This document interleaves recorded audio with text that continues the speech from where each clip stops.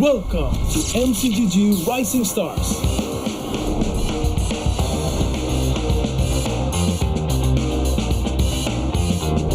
From September 12th to October 19th, take part in the regional contest, open to all players. Step up and prove your strength.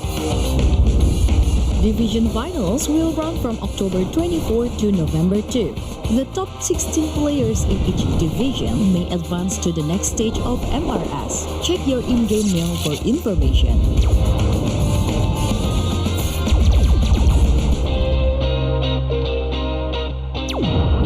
The S3 Finals group stage kicks off from November 8 to November 9. The top 6 players from each group will qualify for the S3 Finals semifinals. The semifinals will be held on November 15. The highly anticipated grand final arrives on November 16. The champion will earn a direct qualification for the first MCGG World Championship. The battle is on and the world is watching.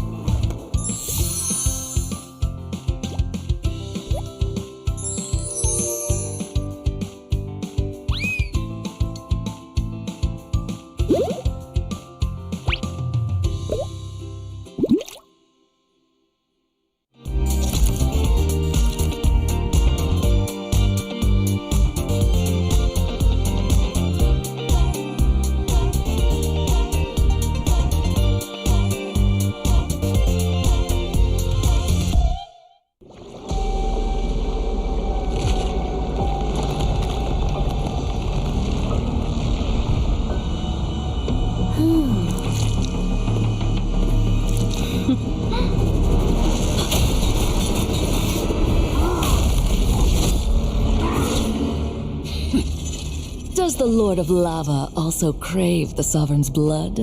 Fool! The tyrant's remains will only bring doom! Their brutal dominion, our warriors were corrupted into foul bonds of decay. Sovereign of the Abyss, Obsidia. The curse still flows within the Sovereign's blood.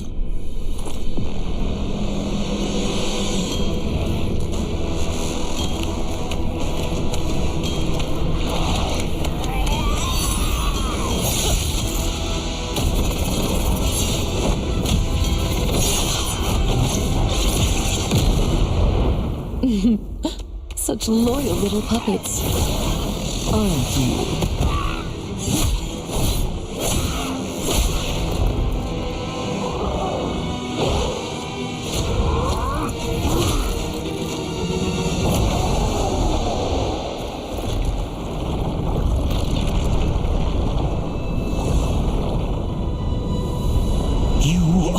Merely a puppet, no different from my spawns. Bow to me. Keep your throne, or be destroyed. The Abyss bows to no one.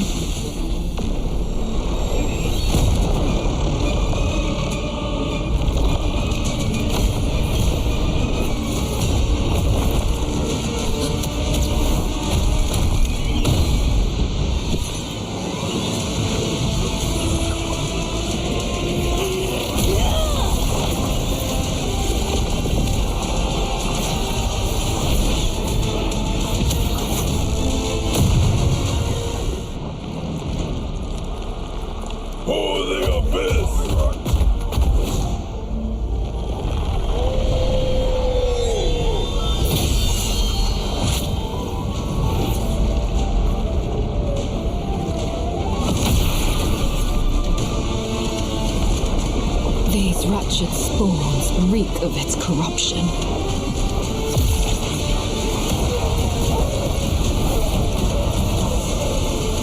Your sovereign has a god to kill.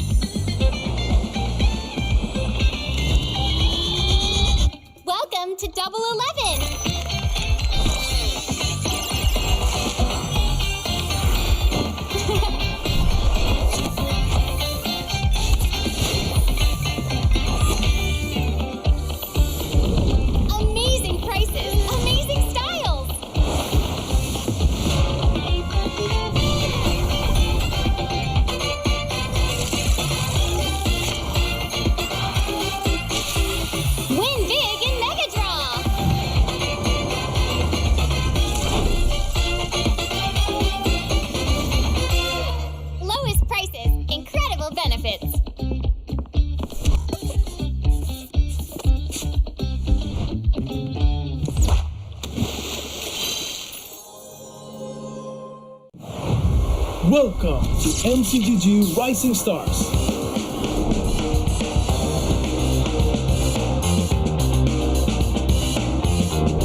From September 12 to October 19, take part in the regional contest, open to all players. Step up and prove your strength.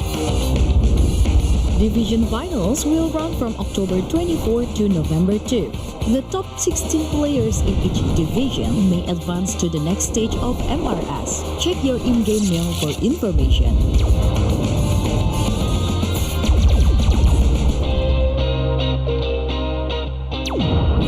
The S3 Finals group stage kicks off from November 8 to November 9. The top 6 players from each group will qualify for the S3 Finals semifinals. The semi-finals will be held on November 15. The highly anticipated grand final arrives on November 16. The champion will earn a direct qualification for the first MCGG World Championship. The battle is on and the world is watching.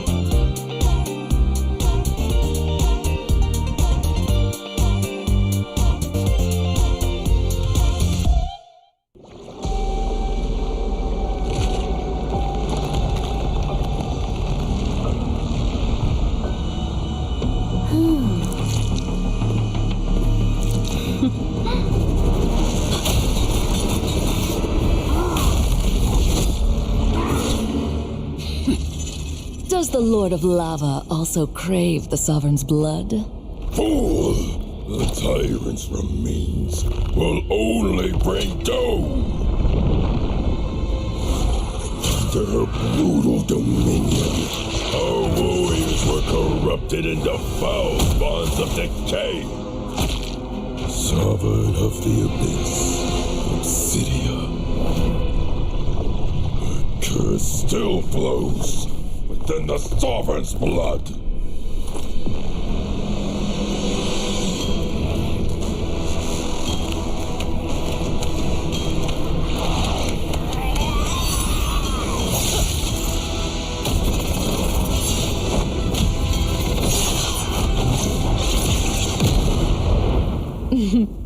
Such loyal little puppets, aren't you?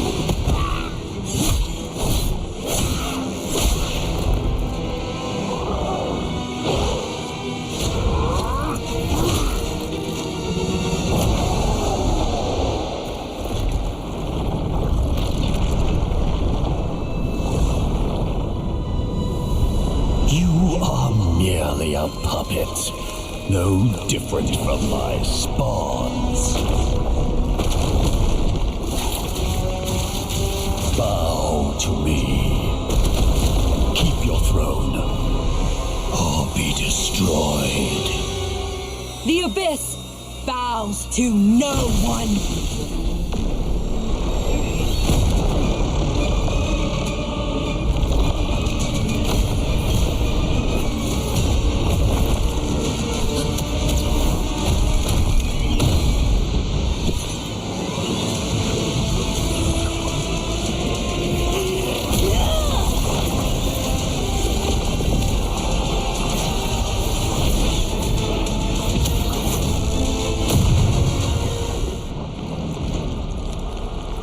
For the Abyss!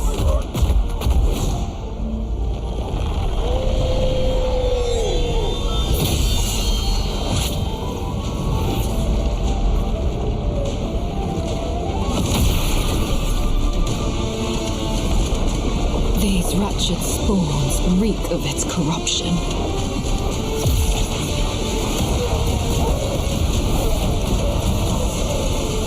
Your sovereign has a god to kill.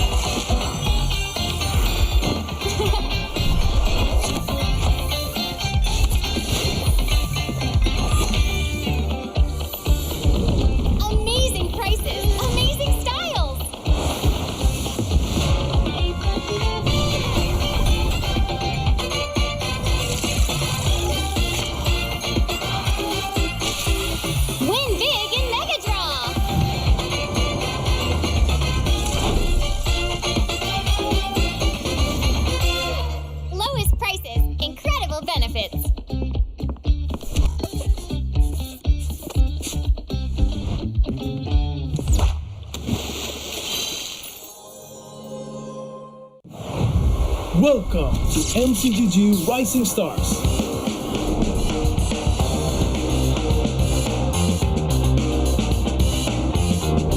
From September 12th to October 19th, take part in the regional contest, open to all players. Step up and prove your strength. Division finals will run from October 24 to November 2. The top 16 players in each division may advance to the next stage of MRS. Check your in-game mail for information.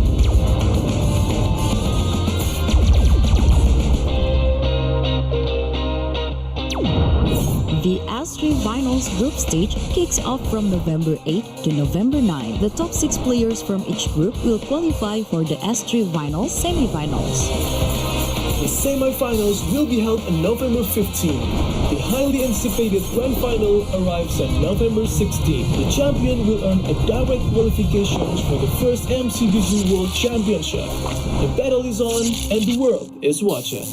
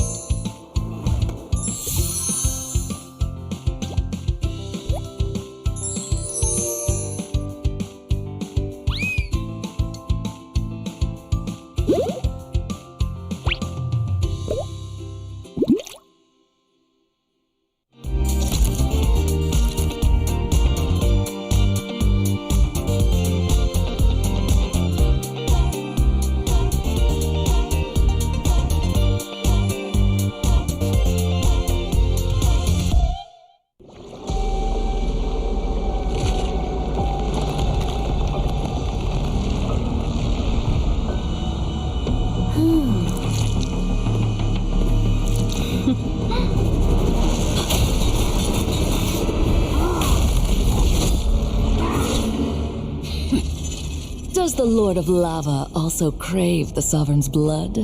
Fool! The tyrant's remains will only bring doom!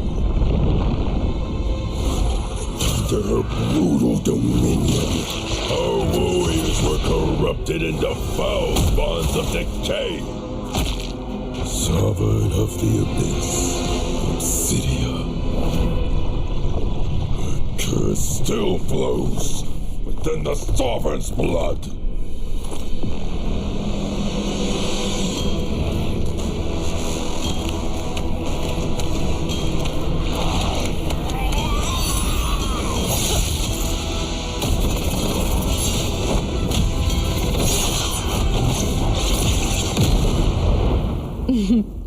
Such loyal little puppets, aren't you?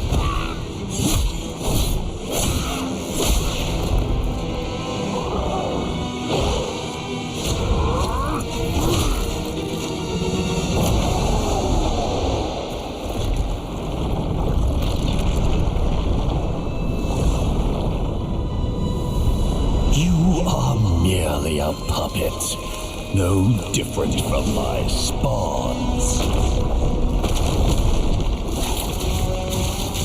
Bow to me. Keep your throne, or be destroyed. The Abyss bows to no one.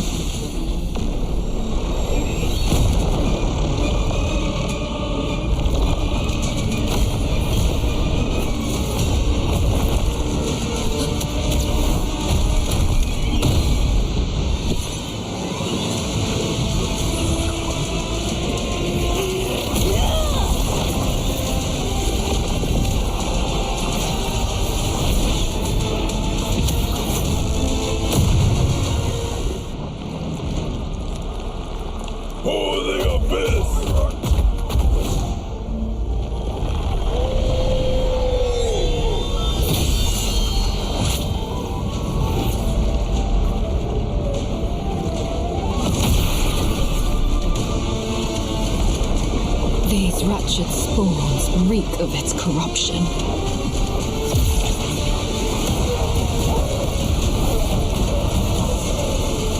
Your sovereign has a god to kill.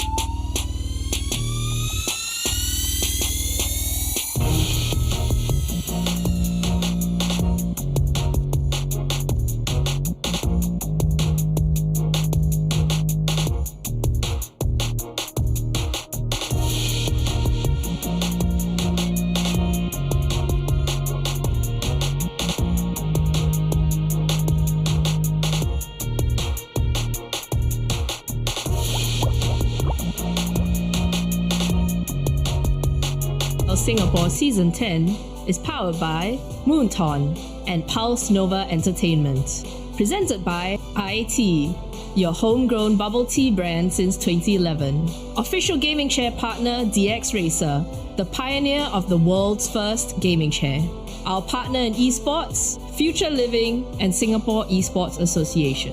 Our official playoffs venue partner, the Centrepoint. And our official broadband partner, My Republic. Good morning, everyone, and welcome to the absolute final day of MPL Singapore Season 10. My name is Suki, and I am honored to be your host for today. Well, we are here at Centrepoint for the grand finals. This is your last chance as well for you to come down and get some prizes. We have MLBB merch, we have diamonds, we have skins, we have, I guess, fans, and we also have teams to play today. So today, it is the grand finals. It is months of blood, sweat, and tears culminating into one game, one day, to see who is the champion, who gets to represent Singapore at M7. But on top of that, on top of all these prizes, on top of the competition, there's also an IT lucky draw. If you haven't heard yet, you gotta come down, you gotta chuck your stub into the lucky draw bowl and be present for the draw at 4:30 in order to win. Of course, the grand prize is a chance for 2 flights and accommodation to head on over to Jakarta, as well as $30,000 diamonds. I wish it was $30,000 actually, but 30,000 diamonds, as well as some MPL exclusive skins. So don't miss out on that. And of course, we would not be here if not for the game itself, Mobile Legends Bang Bang, that is currently nominated for Esports Game of the Year as well as Esports Mobile Game of the Year. Alright, so now with all of that out of the way, let's head over to the schedule for today. Alright. And so for the schedule on today, we have first matchup, of course, is going to be Evil going up against Kingdom Esports. They are going to be vying for a chance to fight in the grand finals against Flash SG. After which, we are going to have, of course, an absolute slugfest. It's going to be a best of 7 grand finals to see who is the champion of this year's MPL Season 10, as well as to see who gets to represent Singapore to fly to Jakarta to go to M7. This is it, guys. This is it. This is the finals. The absolute last chance for these teams to make a statement this season. Who is going to end up as legends? Who are going to mark their name in the history of MPL Singapore? I can't wait to find out. So let's head on over to the casters, Abstract and Jace. All right, ladies and gentlemen, a very good it's still morning. Yeah, we're 7 minutes left for morning. Yeah. So you can continue on. Yeah. Good morning. Good morning, everyone. Yes. And of course, everyone in Centrepoint, I hope that you guys had a great morning thus far, because I'm pretty sure that your mornings and afternoons actually is gonna get even better at the, while the day goes on, right, basically. Because we, as Suki has said, we are going to be finally coming to a conclusion to Season 10 of MPL SG. It has been a pretty long ride, and we are definitely expecting one champion coming up today. Yeah, definitely, right. We're sending quite a few teams home already. Even my personal favorite players already sent home yesterday. But we have to focus on today, because today is the day where we will be able to find out who will be representing us in M7. And that said, let's take a look at the brackets just in case you missed out on all the action, especially for the past few days. Yep, which I did actually, because when it comes down to yesterday's games, I missed those out. But we focus on what happened on Friday first, right? When it comes down to Friday, we do have Absolute Zero and Team Stallions that went up against one another. In fact, both of the elimination matches right at the start of the day was a 2-0 victory, right? So with Team Stallions moving on to the next and Kingdom Esports moving on to the next. They then fought against with one another in the same day, which in the end will drop Kingdom Esports in the lower brackets and Team Stallions at the lower brackets, which we saw yesterday. Yep. And of course, we've got the Kingdom Esports going up against Stallion on Saturday. That's a 3-2. That was a very, very tight match. I love that series as well. And then after that, we've also watched Flash SG going up against Team Evil. So coming up next later on, which is the very up next match, it's going to be Team Evil going up against Kingdom Esports. However, if you take a look at this whole graphic here, you can kind of like sense the power rankings just a little bit, right? Team Evil 2-0 against Team Stallions, and then Team Stallions SG going up against Kingdom Esports 3-2. So technically speaking, Kingdom Esports in terms of power ranking, Team Evil and Kingdom Esports on paper should not be too far off. Indeed. So ultimately, I would definitely say that for the side of Evil as well as, Kingdom Esports, both That's of right. them, they are definitely wanting to vie for the championship title. Evil is hungry, right? They were all the way at the top until they got beaten down by, of course, Team Flash Singapore themselves. They vie for revenge. Yep. But in the meantime, Kingdom, they pretty much is the, what do you say again? The hungry wolf at the bottom of the hill or something? Wait, no, that was Churros that said that. Yeah, I'm sorry, I'm not really a You're person not really of a wise wolf guy. words. I'm not a person of wise words. But what I can say from this particular graphic that you're seeing, you're looking at the final three right here, Team Evil, Team Flash, and also Kingdom Esports, right? These three teams, especially I would say for the side of Team Flash and also Kingdom Esports, they have a very shaky start during the regular season. But I'm really glad what I'm seeing when it comes to the Team Flash and also Kingdom Esports after their whole after the kind of the break between the regular season and the playoffs. But on the other hand, what I saw from Team Evil and Team Flash yesterday, Team Evil, I will feel that they're a little bit shaky, right? Because it is not their MO to basically, lose out, especially against Team Flash, because, they were so strong during the regular season. Especially since regular seasons itself, there were information and statistics that showed that they trumped over Team Flash, which gave a lot of people, inclusive of Evil themselves, some great power and such. But let's take a look at Evil's lineup.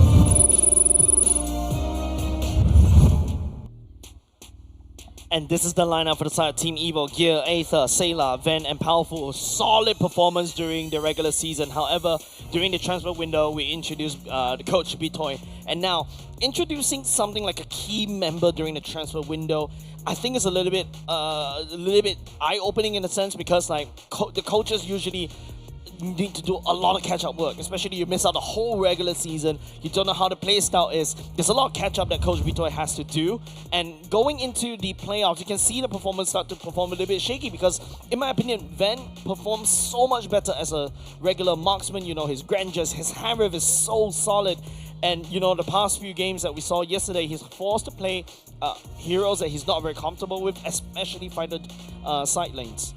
So you would believe that when it comes down to their games yesterday, something that they can bring back home is more about the drafting sense of Evil. So hopefully they're coming into today's games going up against Kingdom Esports, they would make some changes in order to further accommodate for one another. And I do want to look out for how Ven is going to play out and what kind of heroes is going to be drafted for him. But on the other side, I'm pretty sure that they are no strangers to you guys, but regardless, let's take a look at what Kingdom Esports is.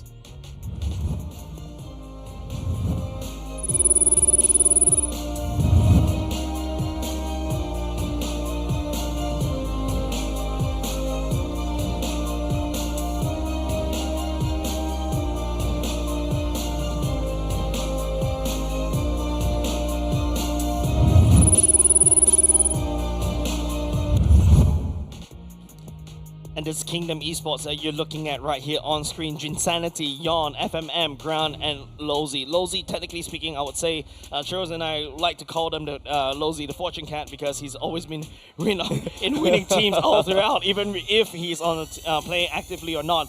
However, his experience, his knowledge of the game brings a lot of things into what Kingdom Esports does, right? Because in my opinion, Kingdom Esports, because of how Yon is in the whole roster stack right here, he's a very momentum-driven kind of player. When he plays well, he outperforms, I would say, the best Singaporean jungler in MPL Singapore. But on the flip side as well, as I would say that Yon is a generally passionate player, so he is very dedicated to his role and dedicated to his team.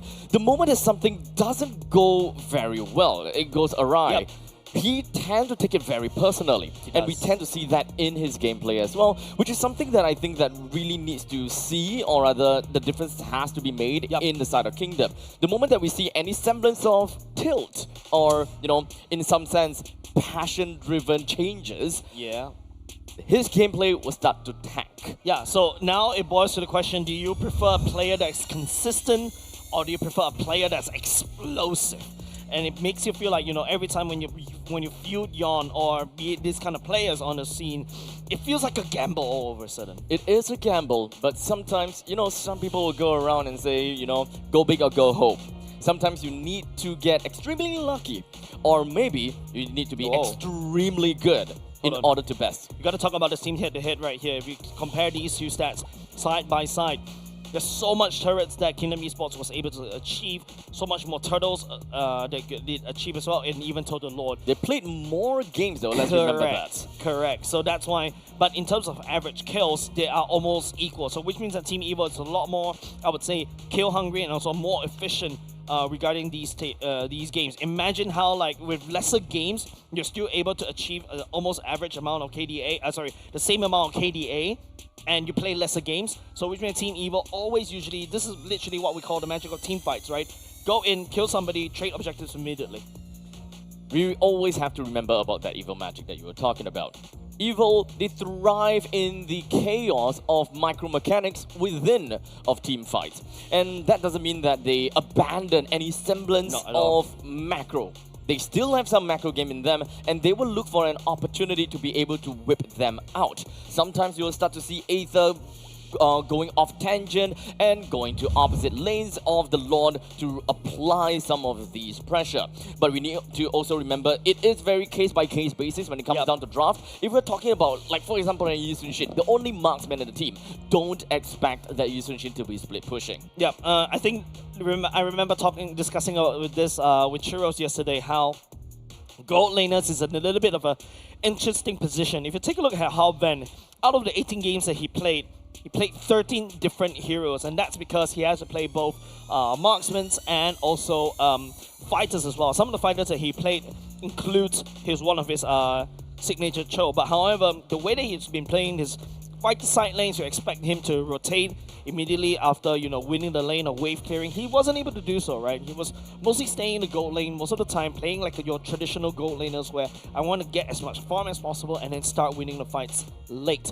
However, if you want to view this kind of spider side lanes, you really need to start rotating early. So I would say that was the kind of quick summary what happened yesterday. That's where Team Evil kind of faltered just a little bit.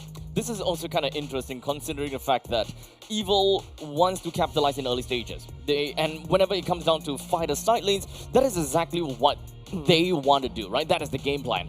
You pop off a lot earlier, you are not required to stay in lane. Only time you need to be in lane is just to defend your standing objective. That's right. And then immediately, kind of get out of the lane. Yeah, we're going to go straight into the annual map change. Well, technically the random map draw. Yesterday we were seeing a lot of flying clouds. We want to see something different. There you go. We'll start off the day with broken walls for our map for our very first game. So, with broken walls, it generally makes neutral objectives, a lot more pain in the arse to work with, right? there is more ways to reset the Lords and more ways to reset the Turtles. As such, the Lord's dance and perhaps even the Turtle dance can generally last a lot longer than normal, so you would more or less expect only 2 turtles per game, and on average maybe 2.5 turtles, right?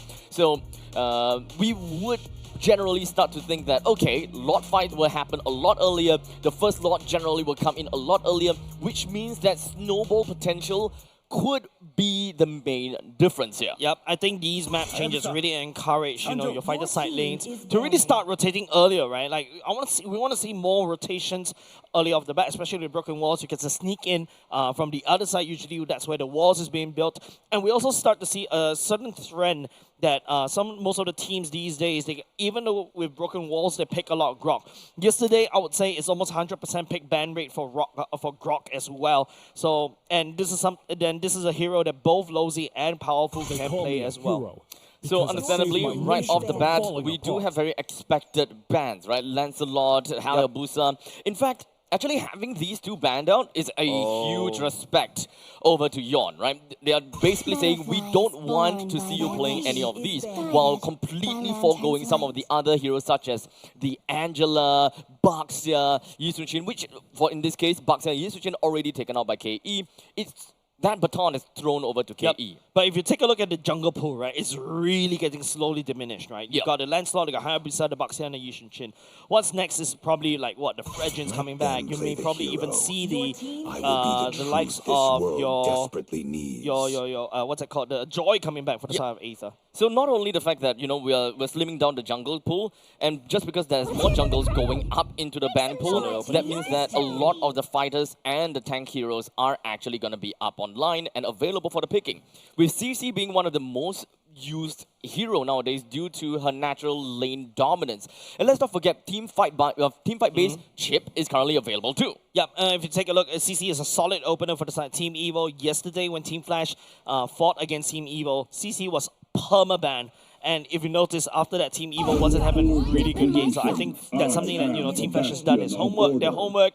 Not too sure about Kingdom Esports. So Kingdom Esports, on the other hand, selected Akimi for side of FMM and also the Gato Kancha. Once again, Gato Kancha should go into the hands of Lozy. The AOG is permanently a very scary ultimate. So this will also discourage Evil to play any form of heroes such as the Farsa or perhaps the Yi. But they still went in for the Yi and doubled down with a Grok to their midst. Yeah, so it's back to team fight composition, right? There's a slight pick-off with the CC, but then again, you can also tilt this clash comp for the side of Team Evil to use the real-world manipulation to catch any person from the side of Kingdom Esports. However, the best part about the Eve is that you're also immune to CC when the AOG lands on top of you. Your real-world manipulation does again deactivate, but the box still gets to basically lock people down as they try to enter and save people. So a bit of aerial denial still for Evil. But with the CC in play, that doesn't necessarily mean that. However, the CC can always be flexed over to the gold lane. So we shouldn't exactly be, kind of fixated on that part. With the Esmeralda pick from Kingdom Esports, that is a lot of vagueness coming in from both teams' draft, which I absolutely like, because now jungle heroes not picked out at all. There are 4 ban slots that can attribute to more jungle bans, which is actually kind of scary. Yeah, this is definitely going to help Kingdom Esports a lot more, right? Even if you start locking down on all these junglers, Kingdom Esports is going to come out from the draft with 1 more pick. So technically speaking, I'm very certain that Kingdom Esports will select their junglers right there, unless they want to see what Team Evo wants to go for, right? Right now, there's also another possibility where Kingdom Esports is thinking, hey, Ven is also start looking at all these fighter jungles, like the Cho can get removed as well. The CC, like what you mentioned, may get shifted over to the side of the gold lane. That's why Kingdom Esports went for the ban on the Arlo as Team Evil continues to trim down the jungle pool. Fanny, Arlot says goodbye. Some of the other junglers, okay, maybe we don't talk too much about junglers, because right now, yes, both of them required. Mage out, Roam out. We're left with either XP or gold, which pretty much attributes to any form of fighter junglers. With Ruby and Lapu Lapu that's currently still available as well, I think that is something that we gotta have to look out for. Jungler bans are a lot easier to pinpoint because is really an either-or situation here. Both teams could really have assassin junglers for their side, especially since for the side of KE, they do have pretty beefy front lines already. They can actually take things back a little bit more. That's Bruno getting taken down. Kingdom Esports not really going to continue to train down the jungle pool instead. Like what I mentioned, they're going to even take out, they're basically focusing mostly on Ven, right? Making sure that Ven doesn't really have a good game. The Bruno was something of a very interesting ban coming out from the side of Kingdom Esports. I wasn't expecting that one because I was expecting maybe a Harif ban, but I think Kingdom Esports actually baiting Team Evo into that because they've already got an Esmeralda in, so they're not afraid of the Harif. As such, the R4 pick towards the side of Kingdom, the way that they have right now is not a telltale sign for anything. They can definitely play more Air Denial per se. Phovius is currently still available as well if they want to buy a bit of time per se in order to really enable their jungler, +1 junglers or so on or along those lines, but they will lack a lot of damage. So in my honest opinion, probably just work along with a marksman at this point. Is Granger still available? Yeah. So yeah, I would personally say just go out for the Granger. Yep, Granger's perfect for the side of Kingdom Esports. Like what I mentioned to Death, right? Granger and also Kimi is a solid warm-up combo together. So right now, Kingdom Esports, this is hinting towards a Uranus jungle that we saw yesterday. And I think that's also did quite well for the side of Yon, right? As a Uranus jungle. It's like, let me just double check on that stat as well. Okay, so while he gets onto that, this kind of throws Evil a little bit off guard as they currently have no idea what the next pick is going to be. Is it going to be a marksman? Is it going to be a jungler? See value? You see value in me? Yeah. But the Granger will be picked up for the side of Evil. I do like this composition. There is a lot of ways that they will be able to funnel the gold over to the side of Granger in order to get themselves the snowball potential that they really wanted. Yep, Uranus actually played by Yon yesterday in a game against Stallions, and they won with this particular strat. Uranus is so annoying, especially in this particular patch. You can just do a lot of damage to him, and then he'll just laugh it off. And basically, he acts like a secondary Lozy, right? Lozy always likes to go in, baits all the utilities out, and then after that get laugh as he AOGs out of there, or AOGs in as a way to engage. And now this also opens up on a lot of opportunity for, FMM to do a lot of damage with the Kimi, but I think they're running low on damage. They need to find something else, perhaps like this. So this is good. The moment that we kind of see a situation where there is both Esmeralda and the Uranus, it's very difficult for you to say that, okay, one's going gold, one is going gold, one is going XP. The reason is also because of the fact that if you have both of these in the side lanes, then who are you realistically creating that zoning potential in the early stages of the game for? And Kimi is not a hero that you would want to funnel your gold into. So with the Uranus in the jungle, you create so much space in the early stages, it enables your gold laner, whoever that is, to travel all across the map, top, middle, bottom, to funnel all this gold. So this game is all about map denial, lane denial, and river control. Yeah, if you talk about river control, Kingdom Esports definitely has a better time at that because of the Gatakacha AOG could go there anytime very quickly. Esmeralda with the bonus movement speed and the Uranus can also hard gank very easily. However, Team Evil, I'm looking at this roster. If you don't burst down the Uranus quickly, the Uranus is just gonna take all your utilities and get out there, and all of a sudden Team Evo is running low on steam, and then all of a sudden, Kingdom Esports could also re-engage very easily and basically take advantage on the cooldowns of the enemy. So with that all said and done, ladies and gentlemen, we are jumping right in over to the land of Dawn with Evil onto the blue side, and of course, Kingdom Esports onto the red side, both of which are gonna be starting it off over at their purple buff, which is going to go onto the opposite direction at the end of the jungle rotation. Symmetrical clear coming up from both of these two teams. Uranus seems like he's the one that left the purple buff first. We talk about the mid lane, how they're going to be able to rotate even faster. I would say, looking at what we're seeing right here, both these two teams can clear very fast. And what we talked about earlier just now, they want to get river control as quickly as possible. Kingdom Esports should be more Seems like they're more active around the map because of the fact that we got solid AOGs. Even a spear of destruction could always easily land onto the turtle, and all of a sudden you find yourself at a 5v4 during the first turtle. So the good thing is that Kingdom Esports actually do have got a pretty good lineup that can go for cross-map plays, while Evil don't particularly have. Evil's gameplay and game style is a lot of front to back, and they want to play for team fights. This is a very micro-intensive team composition without the need of high mechanics. So it's a lot easier to pull off. Instant gratification when it comes down to initiation from Powerful, follow up from Aether as well as Sailor. Evil's lineup can fare very well. Oh, speaking of which, it's gonna be Esmeralda getting torn up just a little bit. Insanity will be able to limp away, even burns the Purify right off the bat. It doesn't seem like things from either team is gonna get an early payoff just in time, at least for now, right? But we gotta talk a little bit more about lane priority. CC always is gonna trump in the lane, while in the meantime, in the gold lane, it will always be kind of like a skill matchup between a Moskov as well as a Granger. Both of them are very linear. Looking around, but it's gonna be Aether picking up the turtle right off the bat. Sailor goes into real world manipulation. Yon getting torn up just a little bit. He tries to limp away, but Aether will be able to catch on to him. And now with a tectonic charge, unlocked by the right side of Powerful, he slams FMM to the wall. And he's still inside the fight. The members from the side, Kingdom Esports, not enough damage, and even with the traction pulse, it's not good enough, Abstract.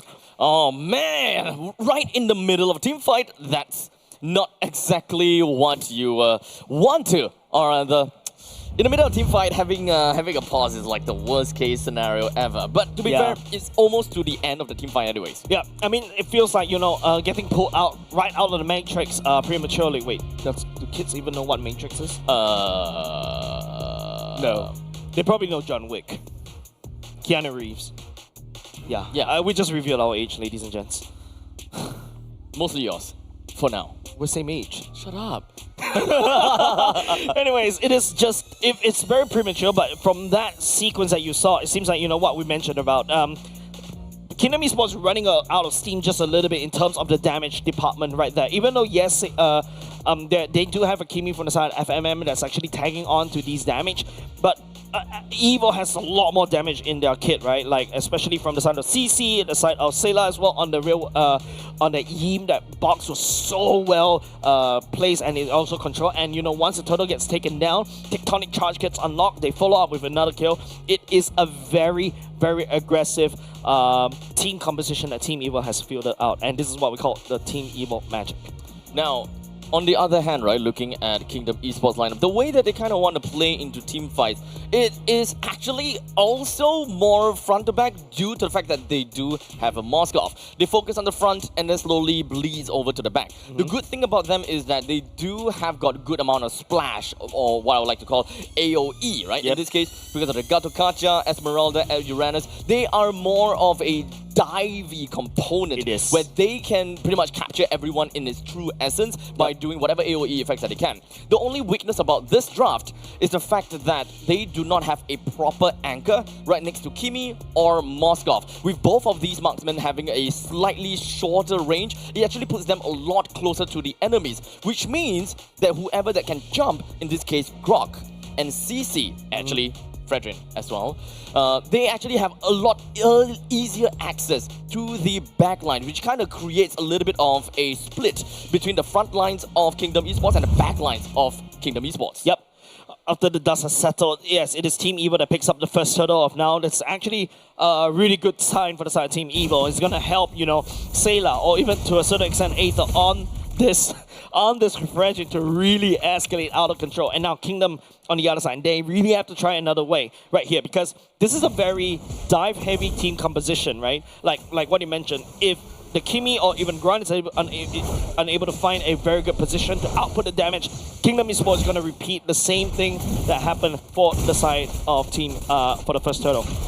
So it is very, very, very slow-paced game right off the bat. Yep. But we do have the turtle that will be available again very soon. But we need to remember that Evil does have the first turtle, which is going to help them a tad little bit. But that is only a 1,000 gold lead with a 1-for-1 trade, at least for now. Yeah, it feels like, hold on a second, that's a lot of damage that absorbed by the side of Gear. Pops the Vengeance right off the bat, but CC can generally hold very well in lane for himself as we look at a second turtle spawn for this game. So at this point, top lane. Tectonic charge right onto Lozy. AOG unable to get landed because Aether is knocking him up, and now Kingdom Esports will go into their starter fight in a deficit. As now Aether continues to put down more of these impact onto Yon. It is a jungle versus jungle situation, and of course Aether, level 7, would win in the 50-50 if they continue with this. Yeah, also joining the fight right here, members for the side, Team Evo still able to secure the turtle for themselves. Kingdom Esports losing Lozy right there is not exactly ideal. AOG will be able to attack onto Aether. Aether knocks Lozy up. No follow-up side, Kingdom Esports. Team Evo gets off scot-free. As we slowly move on, with two of the turtle for the side of Evil, this is the advantage that we want to see coming in from Evil. Nice Spear of Destruction and Misery as well. Van tried to cut out just a little bit powerful, using the wall to push Grunt off slightly, saving the gold lane. So Van is still A-okay for now. As so, both of the roamers, or rather, both of the gold laners, they are actually a lot more slower than we would expect. They need time to eventually be able to pop off, and with the amount of zonal tool that Evil have, and of course with the 2,000 gold lead that they have, it is going towards the favor of Van a lot more. This would enable Van to farm in the top lanes and the middle lanes very effectively if Evil gonna make sure that they zone the Kingdom away. Lozy getting stunned up just a little bit more. FMM outputting the damage, but it seems like Powerful is slightly unfazed. That's a Sky Piercer already built for the side of Ven. With very quick amounts of damage right through the middle lane creep wave. That is the mid lane priority that we want right off the bat. But it is a Kimi plus Grok after all. Yep. They can clear fast, but it is also not... Yeev plus Grog, right? Yeev plus Grog is pretty fast actually, but there is a gutter clutch on the opposite side. Aether stepping forward just a little bit, the Spear, Misery, and using the SOD. Oh. What an outplay coming off the side of Grant.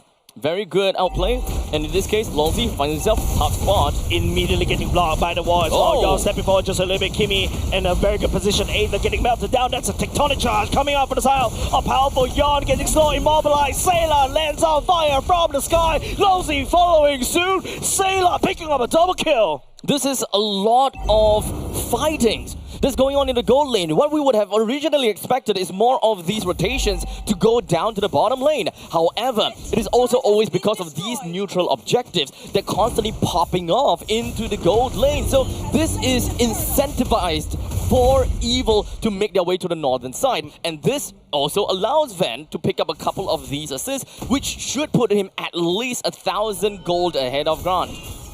Easy total coming off inside Team Evil. 3 totals in their pocket. This is going to allow Team Evil to escalate out of control. Speaking about snowballing, Aether and also Powerful, a death ball from the side of Team Evil. Kingdom Esports unable to hold them down. The rest of the members from Evil, they managed to find themselves a little bit of a retreat. But the main thing is they want to ensure that they are in a capable fight or a good enough fight. They managed to bring down the T1 turret up to the top lane and would generally want to look at the middle lane in order to really enable this Granger with unlimited resources. Yep, the wall being built by the side of Powerful. Jinsana takes some pot shots from the side of Ven. This is not looking good for the side of Kingdom Esports. Seems like they really need to try and unlock Grant as quickly as possible, but Team Evo is not letting up steam. Elozy, AOG lands where he stands, but this time around it's going to be Gear getting melted down by the side of Kingdom Esports. As such, it kind of seems as though that the Uranus play, or rather what Uranus is looking out for, the way that they drafted Uranus is not gonna work out at all, right? Because what we want to see from Uranus is that he's just constantly proxying the lane, pushing everyone else away, and just make sure that no one will be able to get through the river line. Lozy, there's no way for him to run right there. There's another free Sky Piercer stack delivered into the plate of Ven, and this is exactly what I want to see from the side of Team Evil, identifying that Ven is so much comfortable using these marksmen, and he's going to scale out of control. Kingdom Esports, on the other hand, they need to slow down just a little bit. The insurance policy lies in the hand of Grant. Grant needs to farm as quickly as possible, Abstract. is a tall order. It's an extremely tall order in order for Grant to get all of that kind of farm that we're talking about. He needs at least 12, 13 minutes if they are completely neck and neck with Evil. But now that they are 4,000 down, on the natural curve of a normal game, I would say that Kingdom Esports should at least be 24,000 gold or 25,000 gold. But not in this case. There needs some time for Kingdom to pop off. Now, we already have the Lord available. This is Evil's priority. The enmity is going towards the Evil, and it does seem like Evil really wants to do something here. Catching on to gear right here. Real world manipulation zones out the rest of the member for the side. Kingdom Esports, AOG for the side. Lozy already committed for the side. Let's just get on the way as Evil takes out the Lord for himself. No escape and also no response coming out of Kingdom Esports apart from that bot lane instead.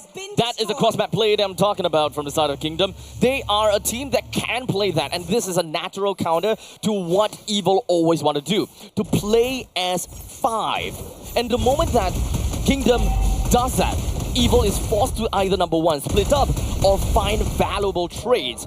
In this case, what Evil will want to go for is to go for Lord advantage. Even though they lost the bottom lane 2 turrets, it's okay because they still have the middle lane T1. With this Lord, this would almost guarantee a possibility of bringing down the T1 in the middle lane, which will further flush Kingdom into their own base, giving them access. Whoa! What's that damage? Aether! Red team turret has been destroyed. Okay, I did not see that coming at all. I've never seen. Hot damn! He just bonked out of existence. Look, I'm pretty sure the FMM did not expect that as well. I also did not expect that kind of damage coming off of Aether. And that's not what half Grey health.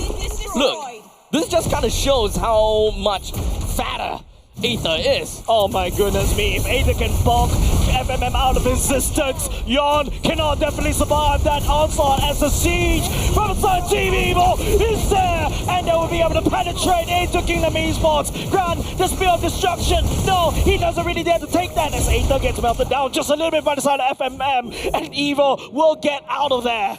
From this point on, FMM will have forever the PTSD of at least a half HP Fredrin. We don't want to see that. You make a sound, but that is clearly not a... It's a bong. It's not just a bong.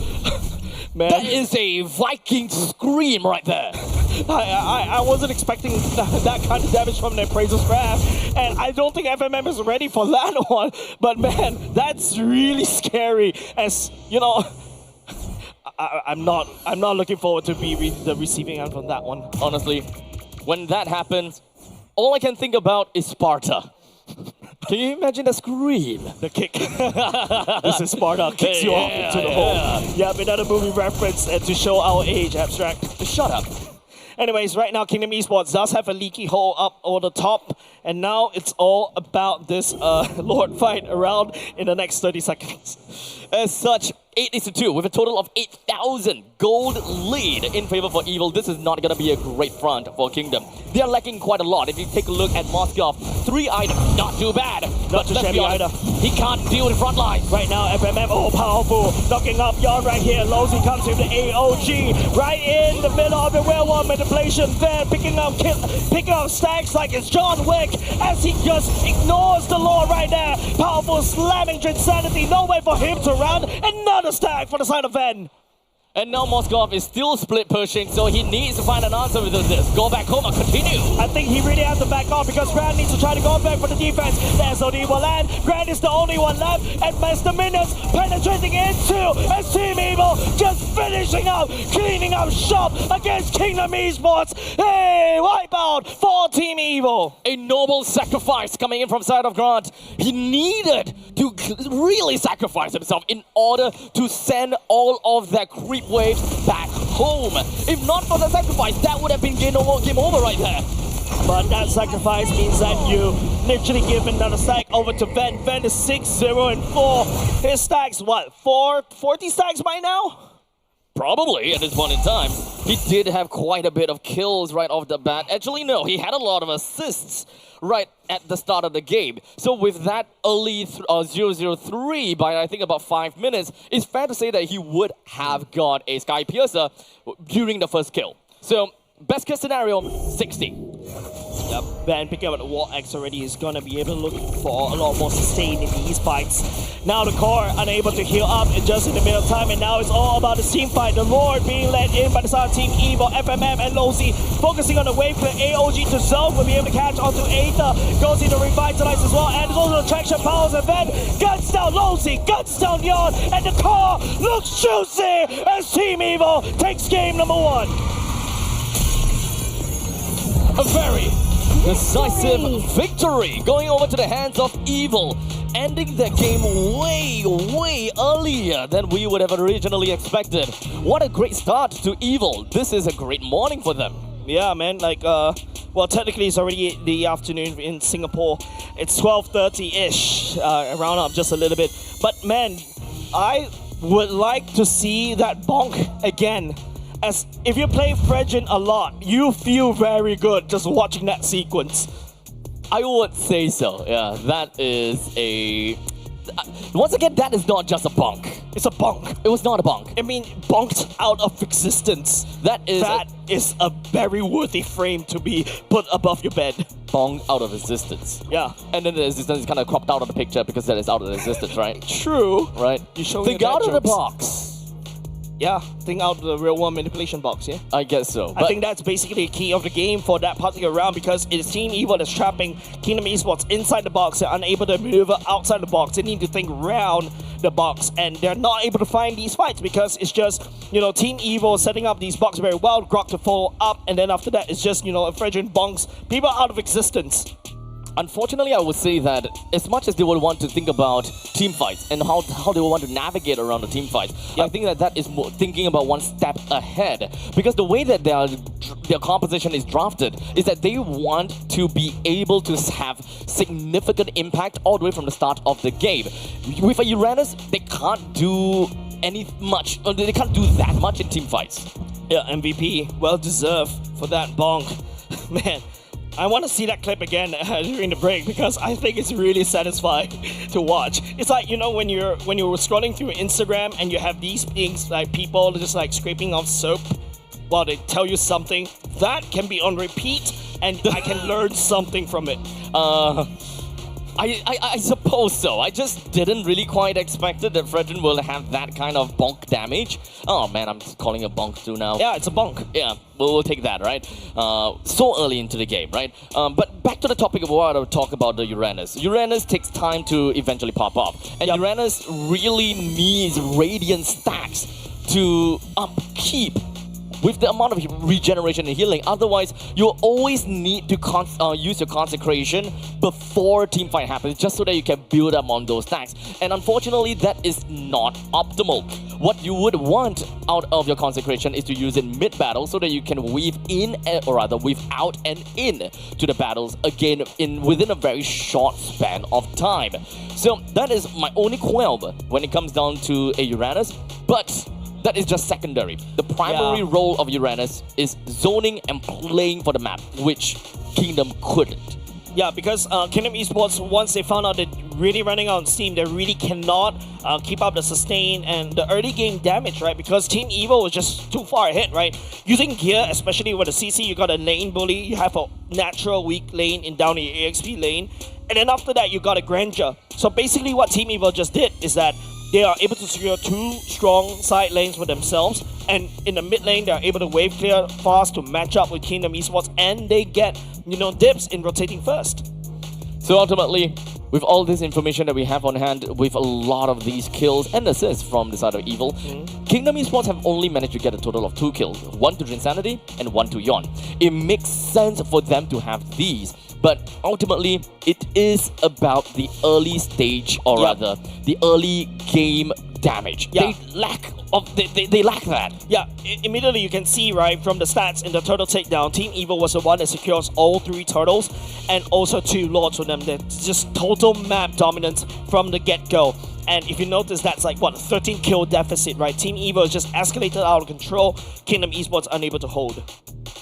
So if we were to change the lineup a little bit, or honestly, I think that this is kind of tough because the Kimi and the Gata is always going to be a very standard staple pick. It's always good for R1 and R2s.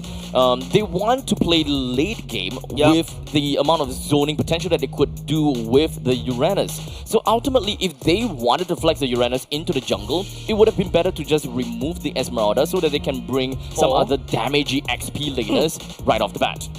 I would feel that Esmeralda actually does quite a decent amount of damage. Just take a look, 98k damage, 98k damage taken, yes, 21k damage dealt. Actually, in fact, did more damage as compared to the gold laner, right? That's one point. I think the second point that if you really want to shake things up on the side Kingdom Esports, you trade that Uranus for an Xbox.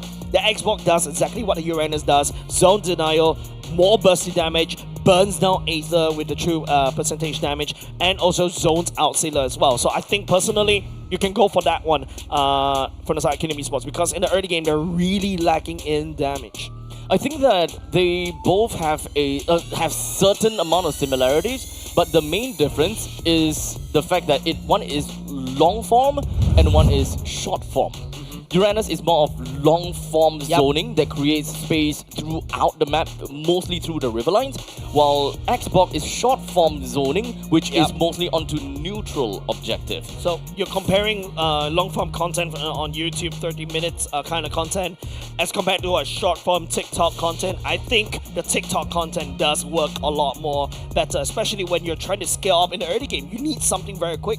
Yeah, they do. So if they want to play long form zoning, they need more damage in the early stages. Otherwise, short form zoning is totally fine if they want to play towards team fights. Yeah, I think Uranus is a interesting jungle, like 1 or 2 patches ago, until they released a hot fix that kind of nerfed the Uranus damage. The Ionic discs. A little bit, right? But then, you know, you can see what the Uranus is trying to do, right? Zone in, zone, and trying to push the real world manipulation out. Try to push the Eve out of real world manipulation. I remember before they kind of patched that Uranus, I remember I saw like what Uranus just 2-hit the Eve and then it's just like immediately half HP. It's kind of scary, yeah. It is, but unfortunately that thing got nerfed already. Yeah, it was too good. Back then, Uranus in the jungle was... In fact, right, the funny thing is, I think that Uranus in the jungle back then, before the Radiant stacks, before the fact that Radiant stacks could influence the amount of damage your Ionic Disc does, right? That is the current patch. It's actually weaker than the previous Uranus, where your Ionic discs actually stacks onto the opponents that you hit. It's got completely no regards to your Radiant stacks. So you actually can wave clear, or rather you actually can clear these creep waves a lot faster without relying on your Radiant stacks at all. Yep, Uranus right now, based on this particular patch, is mostly on auto attacks. The Radiant stack actually boosts the auto attack damage for the Uranus. That's why target prioritization is a lot more important for the side Uranus. And now the problem is, even if you take a look at Kingdom Esports side of the roster, right? Like the Uranus is there with Ionic Disc to slow everybody down, but who are you slowing this for? What are you slowing this for, right? If the Kimi or if FMM is unable to step forward to basically gun people down, and that's it. And that's why Team Evil was able to take advantage of that, escalate even faster, and then proceed on to just dominate the river. You win 3 turtle fights in a row, and then after that, just scale out of control, because Granger scales faster as compared to a Moskov. Indeed. I would say that Granger has I think, reached critical mass at roughly around... Actually, it's kind of hard to compare, right? Because Granger plays around with snowball potential by killing. Yep. The moment that he gets Sky Piercer, he can join in fights and do whatever crazy stuff. Yep. While Moskov is on an entirely different beast, he plays for map, and he have really good split push potential in order to create differences and, of course, come up with even traits all across the map. Yeah, and if you compare a Granger and also a Moskov needs like what? 3 items, your Corrosive Scythe, your Demon Hunter Sword, and your Golden Staff. And then even perhaps, I will also argue, based on this current patch, you definitely need the Malefic Gun, right? Yep. In order to be able to just output the decent amount, and that's when you say, okay, the Moskov is ready to fight. But for a Granger that's ready to fight, you just need a Fury Hammer. You are more than enough. You're basically outputting so much damage. You have nutty numbers, and also once you hit a Hunter Strike, you build a Sky Piercer, and you start stacking on a Sky Piercer stack. That Sky Piercer stacks as you stack up. Basically, is a lot better. Even though imagine it's like you use that Sky Piercer stack for a Sky Piercer for 1 item slot. It's as good as picking up 2 to 3 items if you manage to stack it over and over again. I mean, regardless, this is all about draft to a certain extent, and of course the execution of that draft. We find that Evil's lineup is a lot easier to execute. Yep. A lot easier to execute as compared to Kingdom Esports, where they have a lot of tough bodies at the front lines, but there are definitely some caveats. So my general question is, how do they want to navigate themselves out of those caveats in game number 2, after knowing that, you know, the way Evil plays is just magic. It's all micro, it's all team fight. I think that there is a possibility that Kingdom Esports will want to go down a certain level, just so that they can play team fights easier. The higher mechanic heroes that you use, the tougher it is to navigate in a fight. However, it also reaps bigger rewards. Yeah. Right now, as we go into game number 2, you know, Broken Walls ultimately didn't really matter in terms of the how they want to draft, because once the box is being built, that box is like a wall in itself, and it prevents the members of the Kingdom Esports to either reinforce, to continue on the fight, or to even reach that Eve. And I feel like maybe perhaps Kingdom Esports also need to start working on, you know, how to basically maneuver around the fights, right? Because Team Evo was able to find great opportunities using Sailor's Eve to box people up, and his positioning is also very hard for Kingdom Esports to flank. I think we have a lot more games that we can potentially go. And in fact, this is a situation where Kingdom Esports actually did not play towards their statistics, where Kingdom Esports, they almost always win game 1. True. And this time they didn't. I mean, there's definitely not going to go very well for the side of Kingdom Esports. Remember, we talked about how Kingdom Esports are so momentum-driven, and especially Yon, we started off this, the day with talking about Yon. Yon needs to get a great game, and you know, Yon using Uranus right off the bat, I think is a little bit wonky. And if you notice as well, Team Evo is literally kicking where he's down, right? Like, look at all the bans from the side of Team Evo. Lancelot Hayabusa as an opening, and then after that, if Kingdom Esports didn't even prioritize Yon at all during the first phase pick, they continue to ban at Fanny, and then after that, just finish off with the ban with Alice. So it's really wonderful for the side of Team Evo to literally target down Yon.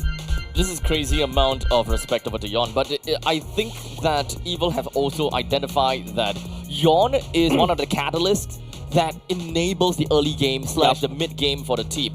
The moment some of these assassin heroes are taken away, there is a very high probability that they should be able to navigate around team fights a lot easier. However, in the previous game, there is a possibility of bringing Ling out, but that is also a very greedy jungler, which actually doesn't do anything in the previous game regardless. Yeah, like, I don't think Ling is a really good assassin, especially in this particular patch. He takes so long to ramp up, especially when nowadays games are really getting really short, right? You really need to win games like within the next 6 minutes mark. If you don't get a snowball out of that, Ling generally takes way too long to scale. So they could, however, play a super early kind of game. Side lanes, fighters, completely funnel everything over to Ling, but that is also kind of like an all-in kind of situation. Yeah. Super all-in. It is really gambling, and I don't like it when you're taking chances like this. But it's Yon. I don't like going big, going home. I just want to go home. Just he wants to stay small and go home. But anyways, let's take a look at the drafting phase right now. We already have the Lancelot and the Hayabusa taken away. Coach Batoy identified all of that. That's goodbye to Yon's powerful comfort hero. Finally, we see Kingdom Esports takes away the CC like what Team Evo did. That's also going to be a Baxia ban right here. Full jungle ban. Yeah, almost full jungle ban except for the Grok and also Yutong. And now this is something that Yon can perform quite well. There's going to be Yushin Shin, and you know, I always, you know, throughout the whole regular season, I'm like, no, Yushin Shin is a very bad hero in this patch. Oh yeah, I remember that. I keep saying that. Yep. But right now, look at how Yon likes to play. I'm like, yes, boy, you go get this. You go. Now, with the Yushin currently picked up, as well as a response with Agato Kacha and Fredrin. The Fredrin actually came in as a little bit of a surprise to me, because the opponent's jungle has already been picked out. You have the option to actually pick up a Kimi for yourself. But the thing about Kimi is also because of the fact that you have a pretty weak wave clear in the early stages. It takes time to really ramp up. So right now, both teams, they want to play for team fight with a Farsa as well as the Eve. Gatukacha drafted for Evil, so they have an answer to Eve. At this point in time, Kingdom have got no answer for the Eve as of yet. My Sorry, no answer to the Farsa as of yet. Yeah, I agree, right? The Farsa could just slam down the Feather Airstrike. If the Yushin misplayed or mispositioned, sorry, I was chewing on IT bubbles earlier just now. If you sidestep incorrectly, you're gonna get slapped by the face by the Feather Airstrike. All of a sudden, your glass cannon of a Yushin is already gone. So it's really up to the timing that Yon enters these fights, and he has to start perhaps like using FMM's real world manipulation, hopefully with the first last insanity to kind of set up the whole fight, but not use that last insanity to basically finish off people. The night sky tells Goodbye all. to Alice and Esmeralda. Seems like the way that KE has is because of the Xbox and Eve, they want to go full on zone control and all that jazz. Harif sounds like a very viable pick for the side of KE, but they also need to find an answer for the Farsa, as I mentioned before. Some kind of boops. Yuzhong currently is still okay, never mind, it's banned straight off the bat. Team Evil right here, you know how they're gonna how they ban this away. They ban away the Alice, they ban away the Esmeralda. This is a clear sign Team Evil wants to go for the Harif right here, but okay, I take that back. They're opening up right here. They're gonna go for Uranus. Uranus XP is good. I find that Uranus XP is good. At least you have a very good way to uphold your Radiant stacks without the need to go to your jungles at all. Okay. Team is picking. Okay, we're gonna go for a Ruby gold lane. X-Borg in the EXP, high loss in the roam. And technically speaking, this is a decent draft coming out from the side Kingdom Esports, right? You've got real world manipulation, you've got good hooks to pull people back, you've got the glorious pathways to slow people down if they are trying to get out of the box. And then you leave it to the Mountain Shocker and the Last Insanity. Finally, this is a good draft coming out from the side of Kingdom Esports. If you take a look at Team Evil right here, that's going to be a Claude for the side of Van to be selected. And finally, we get to see, something more traditional coming out from the side of Team Evil. And that's exactly what I want to see in day number 1. Unable to see that in day number 2. So now it's going to be a point in time where the Claude joins in and... this is pretty late game centric. Evil does have an insurance to the late, while KE wants to play in the early game with a XP fighter, gold lane fighter as well.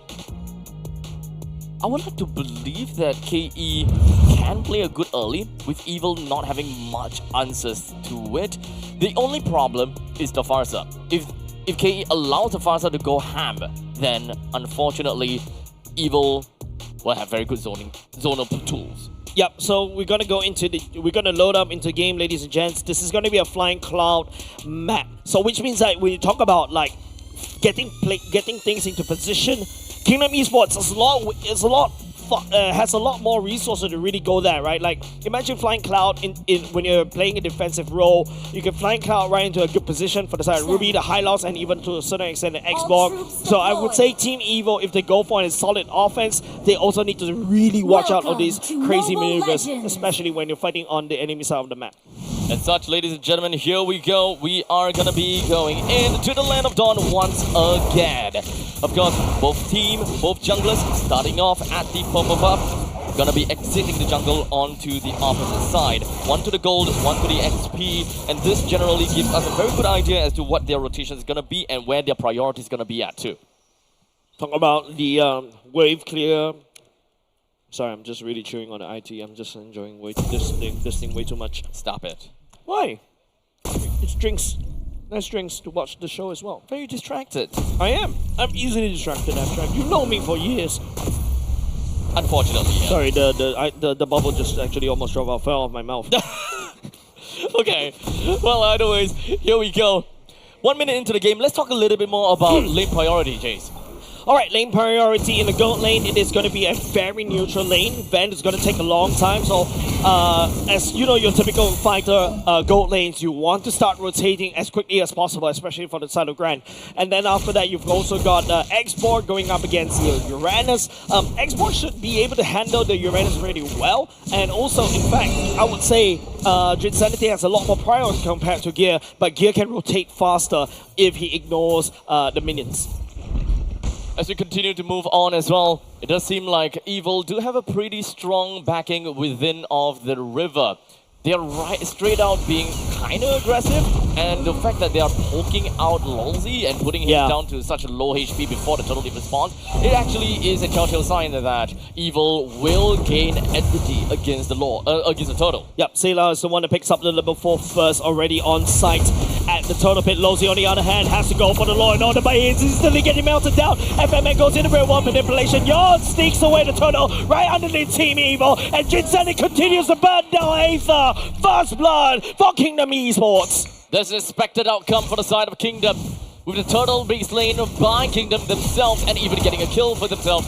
Evil now is going to be finding themselves behind for a tad bit, with 1,000 gold behind. Yeah, Team Evil needs more time to come back to Kingdom Esports. That's the power of your side lane fighters, right? And also, the FMM setting up the real one manipulation in a truly astounding manner. It is also Lolzy that takes away the feathered airstrike from the side of Sailor, and all of a sudden in that particular team fight, Team Evil ran out of steam first. Ultimately, the way that Evil wants to play is just jump right in, and it does seem like indeed they will. You see how Lolzy is just one-track mind, just chasing after Sailor, just trying to deny the feathered airstrike out. So Kingdom Esports playing to their winning condition, right? Just push Sailor away from the feathered airstrike, and then they win the fight. So far, we haven't really quite seen Grant got out of the lane just yet. The beauty of fighter gold lanes is that they have superior wave clear. Of course, I mean, going up against the Claude is actually not that superior because of Blazing Duet at all. But mobility is something that we will want to see. Kingdom Esports have the opportunity to always play as a 4-man composition, and they will always be able to trump over the 3-man composition from the side of Evil. The best part about a fighter side lane is that you also add on more CCs, right? Usually fighters has a lot more crowd control that really enables Yon to really perform. And I think it's something to show for the side of Kingdom Esports. Holding on the second, Team Evil. Oh, better airstrike from the side of Sailor as well. The members from the side of Kingdom Esports. Lolzy, the main target from the side of Team Evil. Yon stepping forward, the mountain shocker. FMN picks up powerful. The glorious pathway leading the Kingdom Esports to sudden glory as Yon just slides and dies onto Aether. The bunk guy is gone as Yon picks up a double kill. A snowball starting for the side of Yon. I think that was a very small mistake from the side of Evil, which eventually gave that snowball potential over to the side of Yon. At one point in time, Aether is just unable to be saved anymore. Man. When a Yushin Shin starts to have a great game and Yon is starting to feel himself, man, this is really good for the side of Kingdom Esports. However, Team Evil, on the other hand, they really need to try to find a better way. Hope to hunker down as quickly as possible and go for late. Evil now have to understand how to cut their losses. Aether was not savable at that point in time. Sailor could have made a full-on retreat without poking out the enemies. That way, Sailor would not have suffered a death at that point in time and giving a double. That double actually means quite a lot over to the side of Yon, unless they're trying to, on purpose, build up a bounty over the side of Yon. Mountain Shocker lost insanity, one-bar combo. Yon picks up another kill. That's extremely going well for the side of Yon. Ven, on the other hand, that's not very ideal for a Claude. You don't want to lose your life in the early game, especially this one. You're gonna limit your farm. This game is going on curve for Kingdom Esports. This is an early game composition that they would want to be able to excel all the way until 12-15 minutes into the game. Their objective is to be able to get at least 5,000 gold lead by 10 minutes. That is the way that they will be able to force Evil in a slower gameplay, at least for the Claude. Bot lane cracked open for the side of Team Evil already. Kingdom Esports unlocking the fullest potential around the map. Yon is already unlocked. Just take a look. Hunter Strike already secured. If he's already feeling confident about it, he could easily go for a Sky Piercer, but he's going in a little bit safer. Ven this time around last insanity. The I'm Offender being used to tag onto Ven. Ven is struggling to find any form of farm. This is actually a very interesting goal priority for the side of Evil, because right now the XP lane and the gold lane have similar farm. While in this meantime, Sailor is actually tanking quite a bit.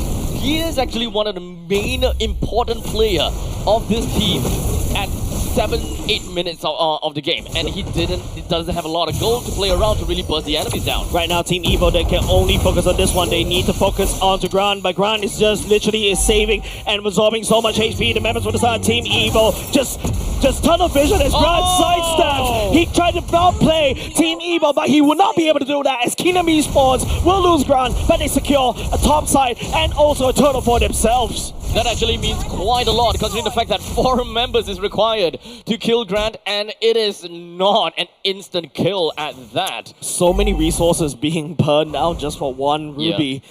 I mean, yeah, technically speaking, that's a Ruby gold lane. The only consolation prize for the side Team Evo is that bottom lane takedown, but they lost 2 first-tier turrets. I think that is still fine. They're trying to get a little bit more out of the map to propel themselves forward. And good thing is, Van is the one that got that kill. I'm not too sure when is Sayla's power spike gonna be, but that could be a possibility that maybe like 2-3 minutes after Sayla have his power spike, that is when Van will have his. So there is a very small gap between Sayla and Van, but that also means that Evil will pop off so much later. Yeah. Estimation for Evil to have a fighting chance 12 against minutes? Kingdom? Nah, not 12 minutes at this point anymore. At this point, it's 15. Wow. Yeah, because like, you know, Sayla needs his items, right? And Sayla is if Sayla keeps focusing down on Low Z, that's just not his main target. His main target is actually Yon. But if Yon goes in with the Mountain Shocker and then just focuses down on Sayla is in a whole lot of trouble. Yes, the glowing one is secured by him, but he definitely needs more because FMM is going the mile. Okay, he's catching up now. The main thing is Sayla is catching up now, and that is the most important thing. We still have most of the farm that is actually credited over to Yon at this moment as we speak. Law and Order onto powerful AOG. Don't know where he's trying to land there. He's actually landing in the middle of the side of Kingdom Esports. Members with the side of Team Evo try to reinforce, but they have to lead. Powerful to death, giving over the side of Kingdom Esports in a silver platter. 6-1 with a 2.5 thousand goal lead in favor of Kingdom Esports, with the Lord is currently able to be spawned down bottom. We talked about a little bit of that cross map plays, and that's something that Kingdom Esports doesn't really quite have at this point in time. So they're gonna have to really watch out for the Claude that is farming up to the top lane, trying to go for a little bit of split push, because Evil knows they don't have got a way to contest this Lord. Yeah, the punching bag for the side of Team Evo for now. Lost in concentration, trying to get on away. I like what Team Evo is trying to do, using Van to really go for the split push right here, and that's probably the best case scenario, right? And in fact, that is 2 turrets taken down in favor for Evil for that Lord. So now the next priority for Evil is to be able to defend this middle lane T1, which is actually quite a tall order. The Lord should be going up either on the side lanes or the side of Team Evo, right? Kingdom Esports, sorry, Team Evo is literally throwing everything they can, even using the feather airstrike from the side of Sayla to wave clear the mid. The mid needs to stand as long as possible for Team Evo to have a slight fighting chance. They need their jungle after all. The moment that they lose is their T1 in middle lane, the amount of jungle camps that they can score for themselves dwindle down all-time low. Glorious Pathway slowing down Sayla and also Van, the members from the side Kingdom Esports lay down siege in the mid, but the Lord still rampaging down bot, slowly pillaging the Mountain Shocker. Kingdom Esports, they take down the Bastion for the side of Team Evo, and they're looking at mid once again. Very good zoning pathway from the side of Longzy. Love it. Forces the rest of Evil to move back without the need to really put himself at jeopardy of dying, because he's literally proxying between two turrets. It will put him in a tough spot if everyone else from Evil decides to jump on him. The Lord charges down bot, will do a decent chunk of damage on the bot side. Mid lane for the side Team Evo also receive some form of chip damage as well. Grant is holding on to his Iron Fender just a little. Mountain Shocker will activate scouts out everybody, but remember from the side of Kingdom Esports just using all the ultimate to zone, and now they put Team Evo almost on a lockdown back in their base. All 5 of them is now going to be going on full retreat, but Lozy catches one. Catches one, but Lozy this time round powerful. Better extra from the side, Sayla to output some for the damage. Gear going in, dive with the vengeance, and also the Ionic Blade trying to slow people down. The real one manipulation from the FMF will be able to just trap members of the side Team Evo. They should have fight inside the box, and Kingdom Esports wrap them up like a perfect Christmas gift, and they pick up a double kill for themselves. Before Aether went down, at least he did manage to get a nice little bonk down onto Lolsey. Three-man That's though. something. Yeah, it's a 3-4-2 trade. And to be honest, that 3-4-2 trade is actually a lot favorable for Evil, only if they're able to defend every single one of this inhibitor turrets that they control. Opponent defense should be popped very easily right here. Sailor, using the feather airstrike just to do something right there. But Team Evil bought some time for themselves. Kingdom Esports, on the other hand, they are escalating out of control. Grand already picks up the Demon Wings right now. It's going to have a lot more survivability going into these fights. But that was a very interesting handshake of a team fight coming out from the side of Team Evil. So remember that I mentioned about 15 minutes. There is still about 3 more minutes until Evil would generally be able to pop off and be a little bit more crazy. Now, we've got Claude already with 3 items. It's good enough for him to deal substantial amount of damage. And in fact, this is the second Lord. They are about 3.4 thousand gold behind only. And remember, I mentioned that by 10 minutes, Kingdom Esports needs 5,000 gold. Yes. The fact that Kingdom didn't reach that point in time, that means Evil will have a slightly better curve into the later stages. Instead of 15, I think we're dropping it down to slightly about 14 minutes around there. Geneva Convention? No, that's just a Geneva suggestion. Drinsanity just open up some of these bushes right there from the side using his flamethrowers, and that's absolutely wonderful for the side of Kingdom Esports as they solidify the position around the Lord Pit Abstract.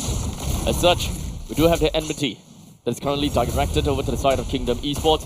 Evil comes in, intercepts the Lord, did manage to put the Lord down to lower than half HP, but with a quick little reset, it does seem like the rest of the members of Kingdom Esports, they suffer a little bit with the fact that Gear is right behind of them. Mount Shaka will reveal Powerful's positioning is not very mysterious anymore, and now Gear stepping forward just a little bit. Not too sure why Kingdom Esports is hesitating right there, because take a look, that bot lane is actually leaning in the favor of side of Team Evil. This dance goes even longer. Kingdom Esports really need to stop hesitating.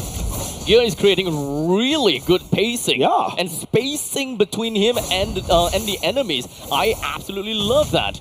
It's just pulling Kingdom Esports towards the center a little bit, clear the wave just a tad little bit, and this actually creates a lot more opportunities for Evil to be able to come in between and kind of pincer against Kingdom Esports. Consecration already up for the side of Gear, already immediately popping that up. Team Evil trying to drag the Lord's attention towards their side of the map so that they have some form of a better positioning. But Yon activated Mountain Shocker, looking for a target. Lozy as well, zoning it out. Aether down low just a little bit. Don't forget, this is where his bonk damage is going to be extremely high, but he's saving on, he's holding on to it. Kingdom Esports is not engaging these fights. All 5 members of Kingdom Esports, they are slowly playing it out, but they don't have a lot of information. Girls Pathway will lead them all the way to the side of Sailor. Van picking up the Lord for Team Evil, buying some time for the side of his team, but Sailor losing his life as well. Powerful using the AOG to just get on all the way right there, but it is going to be theft achieved by the side of Team Evil, taking that Lord away from Kingdom Esports. As much as the fact that Kingdom Esports had a great run in the early stages with the snowball potential that Yon have got, but I think that they didn't really quite manage to push the advantage well enough. As such, with the Lord that's credited over to the side of Evil, and the fact that they have a little bit of that Lord advantage, we are entering the 15 minutes mark where Sailor and Van can potentially be able to deal some good damage. Yeah, and this is the timing that Abstract Q identified himself. Aether trying to drag the members from the side of Kingdom Esports, already committed in the Mountain Shocker right now. Kingdom Esports has to back off and go for the defense instead. Team Evil with this Lord should be able to at least crack open mid first tier for the side of Kingdom Esports. Evil will probably be able to apply a bit of their evil magic, especially since it is a defensive role from Kingdom Esports. They do have good zoning potential, but one thing that we definitely have from Kingdom is the fact that they have very good wave clear. Yeah, they have a lot of fighters. Gear is actually picking out quite a decent amount of items for himself. Yon is unable to deal with him. Just take a look. Gear just zones out the Yishin Chin for the side of Yon and push him away. But hold on a second. AOG for the side of Powerful, catching on to Lozy for now. Aether will be there in the middle of the fight, trying to dash away, but gets trapped by the real world manipulation. Sailor goes in the red airstrike as well, trying to zone. Lozy pops to the red Vitalize, trying to keep his members stay alive just a little bit longer. It's actually able to work it out. But Yon picking up a double kill for himself already as Kingdom Esports repel the evil from the jungle. Yon made a very big play coming in there, avoiding almost every single artillery strikes that was going towards his side when Sailor popped open with that feathered airstrike. That's the best case scenario. Thank you, Observer, for pointing that out. The mid lane turret for the side Team Evil is not taken down. So at the very least, Kingdom Esports still have decent amount of real estate to work with. Team Evil once again has to play base defense. It's kind of scary how Yon managed to avoid every single one of that artillery strikes. It's kind of crazy, especially since that was Sailor's role to play. Kingdom Esports, they drafted this game where they don't exactly have an answer to Evil, but they also, or rather they don't have an answer to that Farsa, but they also identified that the main target of Sailor gotta have to go over to Yon. And I think that Yon have got great confidence in his skills to say that I can dodge and evade every single one of those feathered airstrikes, which is exactly what he did. Yeah, and don't forget, every time when Yishijin dash, he actually gains some form of CC immunity, and now Yon rides the boat. The Mountain Shocker will land. Gear has to try to drag away the Glorious Pathway, slows down the advantage, but Gear getting covered by the side of Sailor's feathered airstrike. Aether stepping forward, but this time around, he's getting gobbled out by the side Kingdom Esports. What the real one manipulation catches onto the Aether, and that was a powerful, and now Team Evil losing too. That is great news for the side of Kingdom, with 3 members down from the side of Evil. And the fact that there is no jungler. This is essentially going to be a free Lord after getting a push down in the middle and the bottom. Yeah. And now it's just back to base defense right here. The Lord is up. Team Evil, they are not ready for this. This Kingdom Esports. This is Kingdom Esports Lord, and they're gonna send it down right down to Team Evil's throat, force feeding them with some damage. We still have to remember that Kingdom Esports, despite how well they're doing with a total of 6,000 gold lead, this amount of lead is starting to get stale. Because 7,000 gold doesn't really mean too much right now, because we are getting diminished returns. Yeah. Evil is starting to get more and more money, and economy doesn't matter anymore. Okay. And we have a marksman of Claude on Evil. But it's all up to this base defense, right? The Flying Cloud hopefully, allows Powerful to get into some good positioning. The Lord will rampage down bot instead. Not going to be in the mid. And that's going to be a little bit awkward for the side of Team Evil to defend this, right? They have to go down bot, whereas Kingdom Esports could just push up top instead. So with the total itemizations for the side of Evil, Claude has got everything. With 12,000 gold, he's fully slotted, and we'll look out for his blazing duet. Yeah, taking a bunch of damage right here. Mountain Shocker also activated for the side Kingdom. Sorry, not yet for now. But it is still just touch and go. Team Evil focusing on wave clearing as much as they can. As the Lord marches down bot, it's 2 wave synced up for the side Kingdom Esports. They knew that the Lord definitely will take down the bottom lane, but in the meantime, Ven will deal with the Lord as much as possible within the same confines of his lane. Aether stepping forward this time around, taking too much damage, and also punishment. AOG will be able to land, catches onto Losi and Grand at the same time, but Powerful sacrificing himself as Ven stepping forward. He's actually down low just a little bit, holding on to the base the way. He's not even going to use it. Kingdom Evil clears up all the base turrets for the side of Team Evil. I would like to believe that he still have got quite a little speed boost, so he can try to go for something right here if he's really forced that hand. No more, I don't think. Team Evil losing 2 members is actually very dangerous on the side. Sailor for the airstrike, but Kingdom Esports finishing off Team Evil in game number 2, equalizing the score.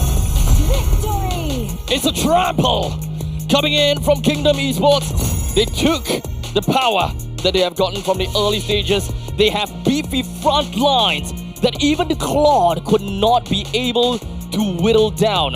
No matter how much of a Demon Hunter sword that he has, no matter how much of the attack speed that he has, no matter what he do, he can't possibly be able to just come in and clear out the fight that easily yet. There's just too many things that Team Evil needed to do in the later part of the game. Kingdom Esports taking a full advantage on their slow early game momentum, and they push all the way to the end. They deny Team Evil from snowballing, and that's the Kingdom Esports play style in game number 2. Honestly, this is a really tough game for Evil, despite the fact that their draft actually looked very bright.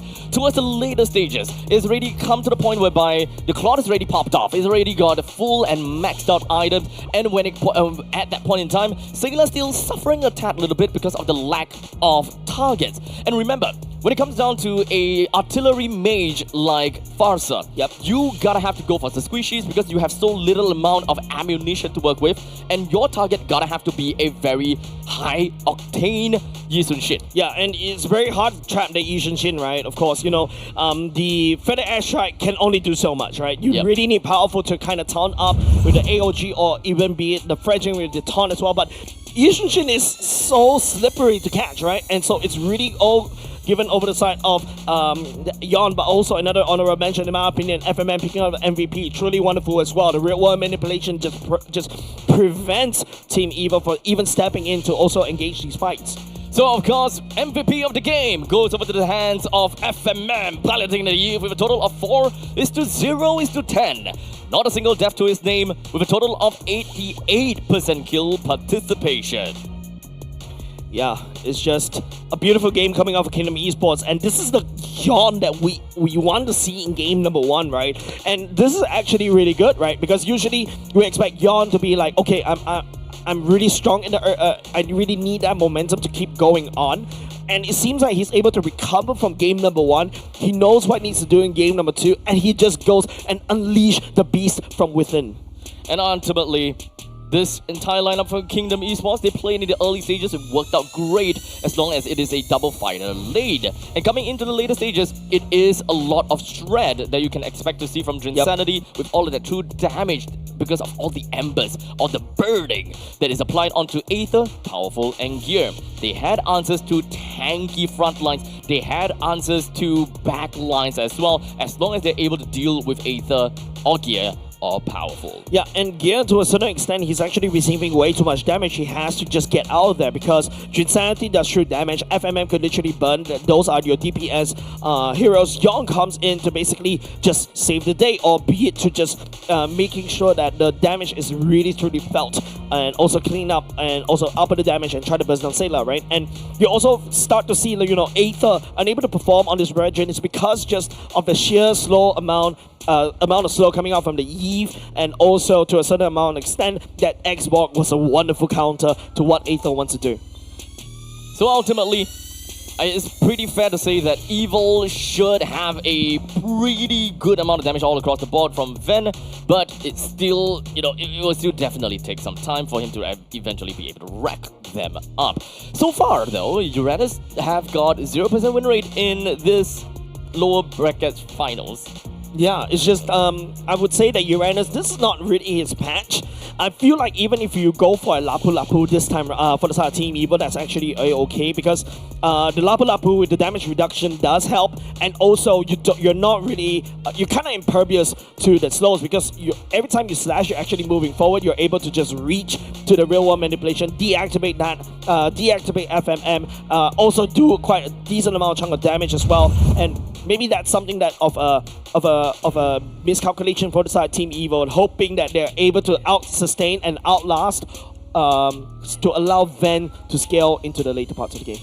Honestly, they do have a Gato. They do have ways to really deal with the Eve, but I think in most situations they don't have a proper team fight for Powerful to say, okay, I'm going in with the AOG and I'm going to taunt the Eve. Most of the time when he goes for the AOG, is either someone's already dying and they need to retreat to minimize losses, or the fact that it's more about disengage already at that point. They don't have a counter engage, or they don't have a follow-up engage using the AOG into the taunt of the Eve in order to get the fight into the momentum, because they're always playing from behind. Yep, and with that said, we should be going on a short break so that, allows these two teams to reset. Once again, we're going into a 1-1, and this has been one of the most competitive MPL Singapore season that we have yet so far, right, Abstract? With that said, we're going to go on a short break. Don't go away. We'll be right back with more games between these two teams.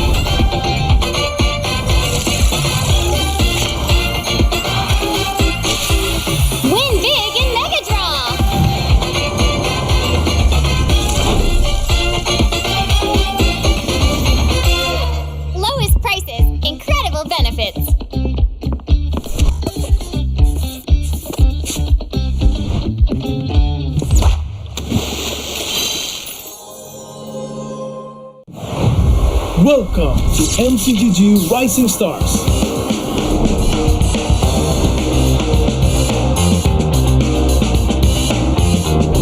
From September 12th to October 19th, take part in the regional contest, open to all players. Step up and prove your strength. Division finals will run from October 24 to November 2. The top 16 players in each division may advance to the next stage of MRS. Check your in-game mail for information.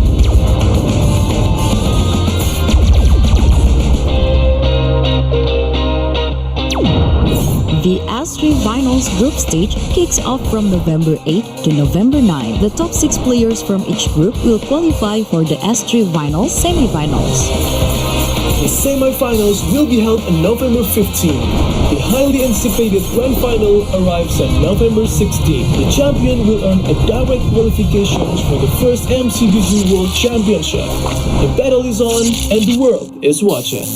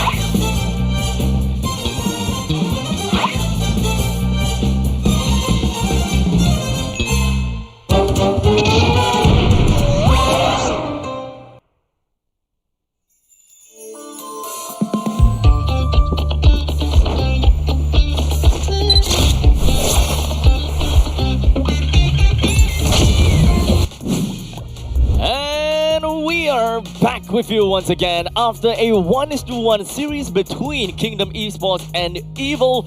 We are back at it with another high-octane pacing game and a really sweaty one. Yeah, I can be your fan. I will be your fan. Literally sweaty right here, ladies and gents.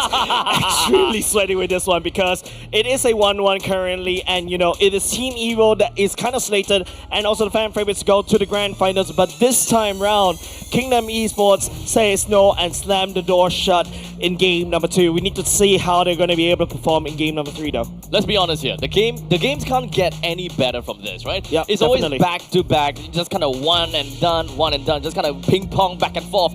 This is the kind of tension that we are expecting coming from lower bracket finals, where both teams earns an equal amount of right to go over to the grand finals to face off the raid boss, and that is going to be Flash SG. Yeah, and Flash SG though, I think they're really on form yesterday, right? Lord Vanix really starting to perform, and that's absolutely wonderful. And you know, we also talk about how Van yesterday wasn't really comfortable in his fighter roles. At the very least, he's given like, you know, his Claudes, his Grandeur coming back. I think Claude's a little bit of an interesting pick coming out from the Coach B-Toy, but hey, gotta have to try it out, and you know, not to be too predictable, especially you're showing off even more games in the lower bracket finals. To be honest, I still really preferred Evil playing an early game centric kind of composition. Just take Snowball out of control. I feel like they are a team that really understands how to maintain momentum, tempo, and aggression altogether. Yep. While in the meantime, I think for Kingdom, they are just generally a team that knows how to, you know, kind of grind the opponent's gears. Be it in team fights or... I see what you did there. Oh, Yeah, I see what you Right. did there, but continue. yeah. But generally, I think that Kingdom Esports, they are pretty annoying when it comes down to the laning phase. They know that, okay, we gotta have to like, take river control, we gotta run here, we gotta run there. And I think that it's all about the initiation that really matters a lot to Kingdom Esports. Yeah, definitely, right? I think Lozi really outperformed himself in that particular game because, like, you saw how he uses the high loss, right? The glorious pathway to slow people down. You know, on top of the slow from the Eve, you're literally almost stunned and locked inside that real world manipulation. You saw how his glorious pathway being used to cut off the reinforcements or basically slow people down. And now all of a sudden, you know, the rest of the side Team Evil needs to get out there. If not, they'll lose more of their lives, but they need to forfeit that one turret in the middle. So it's really, I would say that the way that Lozi plays as a rover is really unique, and I don't really see that often at all. I think that there is also a very big difference in the way Longzi plays today and the past few days as compared to the regular seasons. It feels as though that Longzi has been really stressed out back then, where like he just throws his body over to the pit of doom and just dies all the time. But this time, even though he is still pretty aggressive, there is still... has dimples. Sorry, I'm easily distracted. Yeah, continue. Very easily distracted, yeah. Longzi now feels a lot more methodical with his approach. It's not always that he sees the opportunity, he's just gonna jump at it and hope that his teams follow up. Such as just now, right? Yep. It's the proxy between first and second turret. Just throws in a glorious pathway, slows everyone down and tells them, if you stay where you are, we will catch you. So move back right now before you get slowed even further or taken down. Also, another point from the side of Team Evo is that they're playing a composition that wants Kingdom Esports to engage upon them. They're more of a counter-engage composition, right? If you engage onto Team Evo, you're gonna face a Farsa and Fredrin to basically protect the Farsa, and also you run to slow people down. However, that's kind of not how Team Evo usually likes to play, right? They usually are the one that really goes for the hard engages, and that's why the playstyle I think is kind of off, right? It's not really exactly how Team Evo will usually play, and I think that's why Team Evo kind of not able to perform very well in game number 2. I guess that they're gonna have to go back to the drawing board once again and try to identify what is gonna be their name of the game for game number 3, right? They're gonna have to go for a more roundabout approach. If we talk about, I would say if they gotta have to take a look about how they play in the game number 1, because they are playing a composition that is very easy to execute. As compared to game number 2, it is easy to execute to a certain extent. However, there is a very wide gap between the early game and the late game, as Claude needs time to pump up. Farsa had a very bad start as well. Going to expanding rivers, especially for a roster such as Team Evo, this is one of the favorite maps in my opinion because of how powerful, so active around the map, right? And then after that, you could just bring a whole goon squad alongside with you. And speaking of which, we haven't seen Chip much during the playoffs, right? Chip really can perform very well, especially in expanding rivers, especially after you remove the Atlas in the picking phase. So far, I think we don't have a single chip ban, nor pick in the past 2 games. Nope, not at all. Not even yesterday. I think not even for this game even. As we have the Yuzhong, Grok, Lancelot, and the Hayabusa. They have just joined into the banning phase. We are expecting to see more heroes banned out, such as CC, which is something that Kingdom's gonna pick. He's gonna ban out. How about Baxia? I think that would be the same as game number 2.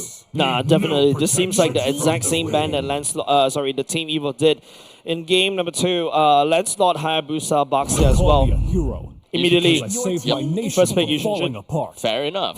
This also gives the opportunity for the Gadokacha to be snap-picked from the side of Evil. Because this is a very good hero nonetheless. With Yves and the Gadokacha, they do have very strong lane priority straight up in the middle lane.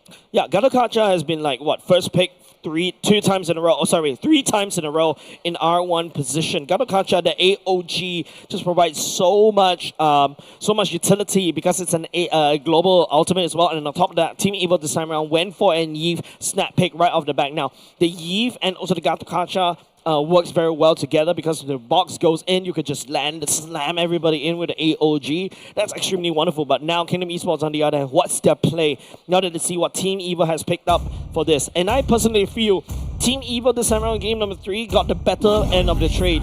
They allow, Kingdom Esports to take the Yushin Shin, but we take 2 S-tier picks. More utility play from Kingdom. They're looking for the high lows There and the we juices. go. Yes. Yes. Lapu Lapu for the sign of gear. Sorry. Might be. Might be. Huh? It could be gold. No, ew. It could be gold still. Ew. Don't ew at me. No, okay, I'm still not a... Okay, Lapu Lapu is perhaps I think, in my opinion, one of the best fighters in the GOAT, if you really want to put him in the GOAT, because Lapu Lapu needs a GOAT, needs his items to be really strong and snowball out of control. You can also wave clear with your axes as well. Yeah, but I beg to differ though. Okay. He just need one item, and he can just... Yeah. Because he has such insane amount of damage reduction the moment that he's close to everyone, and all he needs to do is just hit people. And he does have CC immunity during his Bravest Warrior, as compared to a Ruby. Both of them are very sustained base hero that really needs to hit opponents in order to get their life back. The only difference is that Lapu Lapu has got CC immunity, which makes it so much more difficult to lock him down and stop him from the spell vamp. While for Ruby, just a single stun, layer it, and she's dead. Yeah. So definitely, I mean, Lapu Lapu was one of the fighters that I really need to go back and try it out because I'm not really an XP player. Yeah, but now if you take a look at Team Evil, right, at the very least, this is a lot of explosive damage if they really want to fuel the Lapu Lapu towards the gold lane. And even if you put him in the EXP lane, it's still also quite scary as well. So this gives a lot of ambiguity over the side of Kingdom Esports, especially to coach Apex. How are they going to play this? And now, interestingly, they're going to ban the Bruno once again. Are they really respecting Vance Bruno for this one? I don't think it's about that. The main thing is they gotta have to identify the jungler first, and I think the Evil will need to bring that out. And Joy is gone. I feel that Evil might be forced to play a Fredrin again, and it's kind of tough because you're going up against a Juicin. Yeah, this is not a game for Fredrin, right? Juicin just immediately could easily pick you up, and then after that just drop you off anywhere. And it's definitely going to be a little bit difficult. But the best part about this Juicin is that if you get trapped inside the real world manipulation, at the very least you can TP out using your ultimate, and then after that apply a lot of these stacks. But these stacks actually doesn't deny the real world manipulation. So this is, technically speaking, in my opinion, for the side of Kingdom Esports, the best in slot. But maybe perhaps Kimi is also quite good for the side of Kingdom Esports. But they will kind of overcommit just a little bit too much, in my opinion. Honestly, Evil needs some kind of shred. And I think that their last pick for the jungle gotta have to be an Xbox. Unless they want to play something a little bit more interesting, the Alpha. Haven't seen Alpha in ages, especially when Matilda is also kind of left out from the banning pool. Kingdom Esports going to slot in the Xbox once again, the Ruby once again. Similar roster from the side game number 1. See value in me? Use the same homework, hopefully. You should. So, Evil does not have shred against KE at this point. The Eve. I don't really count the Eve as a shred at this point. She does deal a lot of damage, but it's difficult against the Pony of Hell. I love how that nickname stuck to Hylos all this while, because Hylos is actually still a decent strong hero, but this time around not going to be paired up alongside the Eve this time around, going to be paired alongside with the Juicin.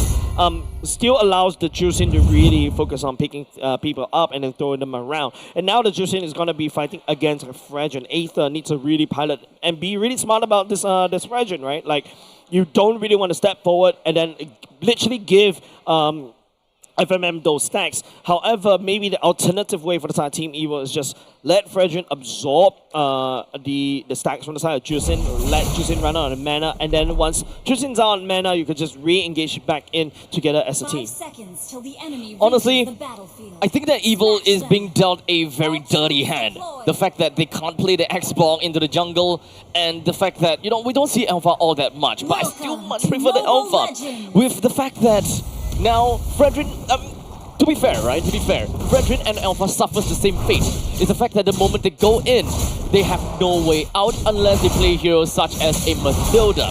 However, the Gato was picked up pretty early at R1, so it's kind of out of the question. R1, I mean, R1 is a really good pick for the side of Gato. It is. So priced of Aroma right now. It actually does everything that you need. Taunt is a very annoying ability, and you've got so much survivability and to a certain extent burst damage for the side of Gato, and it's so annoying to deal with, and that's coming from a marksman who always kills himself by trying to attack the Gato. To be fair, we also need to remember that because of the fact that Evil wants to prioritize onto the Yi, denying the pick of Gato to the Kingdom Esports is very important. One thing that we gotta have to mention over and over again is that Yi does have a very high level of CC immunity during RWM that blocks off all stuns and knockups. A lot of these stuff. There were only two things that can stop the RWM. And that is number 1, suppression. Number 2, taunt. Interesting path thing coming up sort of Yon this time around, right? Clearing the bottom part of the jungle and then after that proceeding onto the purple. Powerful did scout that out already. So yeah, Yon, looking to focus on the mid lane instead. Doesn't seem like we are going to be expecting too much right here. But for Kingdom Esports, because of the fact that they have a juice in, they will definitely be able to zone Evil out and take the river control. Is extremely bad because this is expanding rivers. Yep. You want to prioritize and you want to gain control of the river as much as possible. Now Gear this time around stepping forward just a little bit, try to zone out Yon. He'll be able to do so. Aether this time around, First Blood.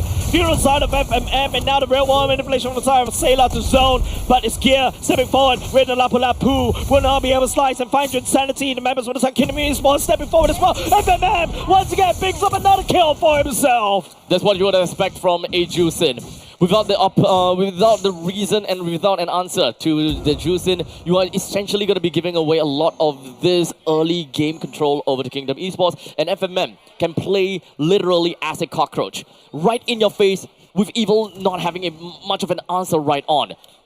Yeah, especially in bottom lane, you're expecting Gear to be able to slice and dice. The fact that he cannot pick off the Jinsanity earlier just now, that actually hurts him just a little bit, but now it's going to be this turtle fight. You do have got the multi-shotgun is already out as well. Stepping forward a little bit too far, Abstract. He's going to give his life over to FMM once again. The glorious pathway for the side, Lucy. Then now the green carpet for FMM to chase. 3 minutes and 13 seconds into the game, we're looking at about 13,000 gold lead in favor for Kingdom Esports. And understandably, Evil will have a lot of problems. So let's try to just dive in and identify what exactly is something that they gotta have to do, right? Because Granger is going up against a Ruby once again, and that is a very early game-centric competition for Kingdom Esports, with your marksman the side of yours. Oh, look at FMM. The damage coming up from the Juicin, especially when it picks up 3 kills, is snowballing out of control. And you mentioned about how Ruby going up against Ven. Yeah, Ven is not going to be able to kill Grant up top because all the damage, all the pokes from the Rhapsody is just almost instantly getting healed up easily by the side of Grant. We also need to identify, right, when Yves and Gato finishes clearing up the middle lane, where do they go? What do they do? Understandably, Ven will not be getting any form of kills up the top lane, especially since Grant already has gotten getting his first item. The moment that happens, there's a power spike for Grant and he will not die. So putting more effort and more of that the timing down to the XP lane might be a little bit more worthwhile, just so that they will be able to allow the Lapu Lapu get a little bit more items so that they can solidify their mid stages of the game a little bit better. Wow, tell me you want that gold crab without telling me you want that gold crab. Grant did literally use little I'm Offender just to snag the gold crab to himself, just denying as much resources over to Team Evil as possible. But right now, if you focus on these two teams, it's just a very slow-paced slow-paced game, Abstract. Yep, because Evil, their roaming trio has limited damage. That is the problem about a Frederick. They have good control. But it's not going to help them too much because if you're looking at the impact, the control from Fredrin is nullified by the control of the Juicin. And the damage coming in that they can find from Yon doesn't come in from the roaming trio of Evil at all. FMM going in like literally Mooncake Festival, just zoning out the rest of the Team Evil. They can't really step forward to this turtle pit. This turtle, easy pickings for the side of Kingdom Esports right off the bat. Although I gotta have to say that's a free turret up the top lane. That will allow Van to make a quick little swap over to the bottom lane, and this will unlock Lapu Lapu. Real world manipulation for Sailor to just pivot away, push Kingdom Esports from sieging, just laying down his no-go zone from the side of Kingdom Esports. But it's still, we need to see more coming out from Team Evo. Yes, you are able to take down top side turret. What's next? That's 2 ultimates used just to clear out the middle lane. And now they need 3 people to go up against 3. Well, maybe 4. Goes in, goes halfway. Yon coming in an awkward position. Powerful will be able to taunt up Yon for now. Goes in, try to dash. The Mountain Shocker commit to Aether, goes down, burned down by Jinsanity. This is a very individualistic game from Evil, don't you think so? Yeah, it's very different. Like, you know, you expect Team Evo to basically, you know, Bob is actually doing a lot of hard work down bot. Taking down bottom lane for the side, Kingdom Esports getting taken down by the minion. Team Evo on the other hand, yeah, you're right. It seems like they're just all over the place, not too sure what they're going to do. But to be fair though, it does give them a bit of a good trade. They didn't lose the middle lane T1 just yet. Powerful, getting tag snagged down, Sailor this time out. Oh, catching 2. Grand down low just a little bit. AOG, Grand side steps it away. Nobody from the side of Team Evo will be able to catch onto Grand. Glorious Pathway now, they're focusing on Gear Burst of Flicker already. Aether and also Powerful stepping forward, trying to find any form of easy pickings. FMM, one man, he's literally just putting down the lantern and Team Evo has to run away. That is the power of Juicing right now, but Crimson Beacon. Crimson Beacon right there will be able to pick up. Oh, no way for you to run, Gear. Bravest Warrior coming down, but gets rained down. Losey picking up the kill, revitalized onside. Powerful Jinsanity, burning him down where he stands. Don't play with fire, kids. Honestly, right now, it feels like the mental game for Evil is starting to crumble down bit by bit, with a little bit of these individual plays that come up victorious against Evil. Yeah, it's just Team Evo is running out of ideas, running out of plans. The blueprints all out of the window. They really cannot find anything that could stick onto Kingdom Esports. This aggression on Yon, the first pick on this YouTube sheet, is working wonders for Kingdom Esports. With the fact that the middle lane T1 for Evil is already been destroyed, Kingdom Esports will be able to apply quite a bit of pressure throughout the entirety of the map already, despite the fact that the side lanes from Evil, or rather the side lanes of Kingdom Esports, has already been knocked down. Losey will handshake this fight right there. Aether down low, just a little bit more. Sailor putting in a real world manipulation, will be able to burn Losey where he stands this time around. AOG for the side, Powerful will not be able to tone anybody, will not be able to catch anybody. As Yon tries to slice and dice onto Powerful, but Powerful unfortunately get burned down by Jinsanity once again. It kind of feels that it was a little bit of a forced engagement from the side of Evil. That was a good box from Sailor, but it's still not good enough against the aggression for Kingdom Esports Abstract. To be honest, it kind of feels as though that Evil do want to bank all in order to funnel some of these kills over to Van. Because right now, they're saving grace and the damage that they want to come out of the game gotta have to be this guy Piercer. So a little bit of sacrifices have to be made, and some of these plays have to be tried in order to give Van these kills. Aether turning up Insanity right here, but he has the Furica armor to walk through it. Last Insanity, why not? You're so far ahead. It's gonna be difficult for Van to even pick up any of these kills. He doesn't have any form of physical penetration. Maybe he does have a tad little bit, but if you want to catch on to Jinsanity, or you want to catch on to Grant or Lolzy, remember, they do not have shred.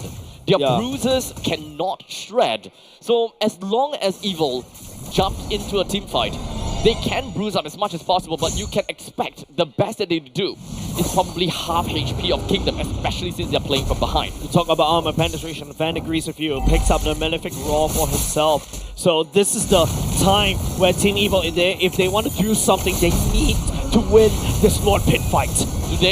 Does he even have enough? That's the question. We have the Mountain Shocker that exposes everyone. And sightseeing.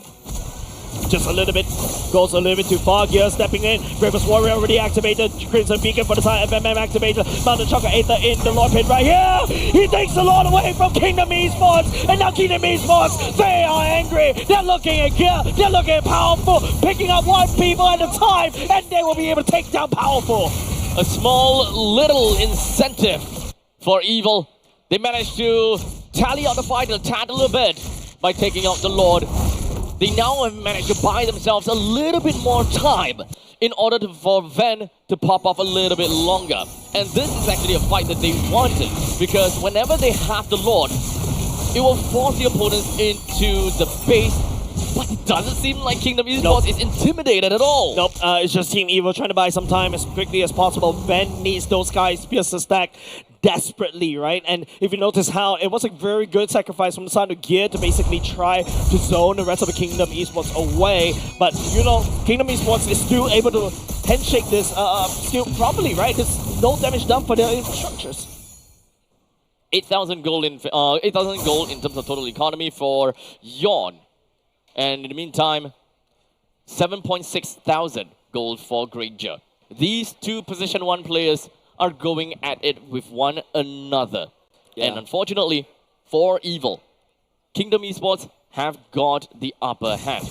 And not only that, Jusin has got the lantern as well. Well, I think Sailor doesn't have that just yet.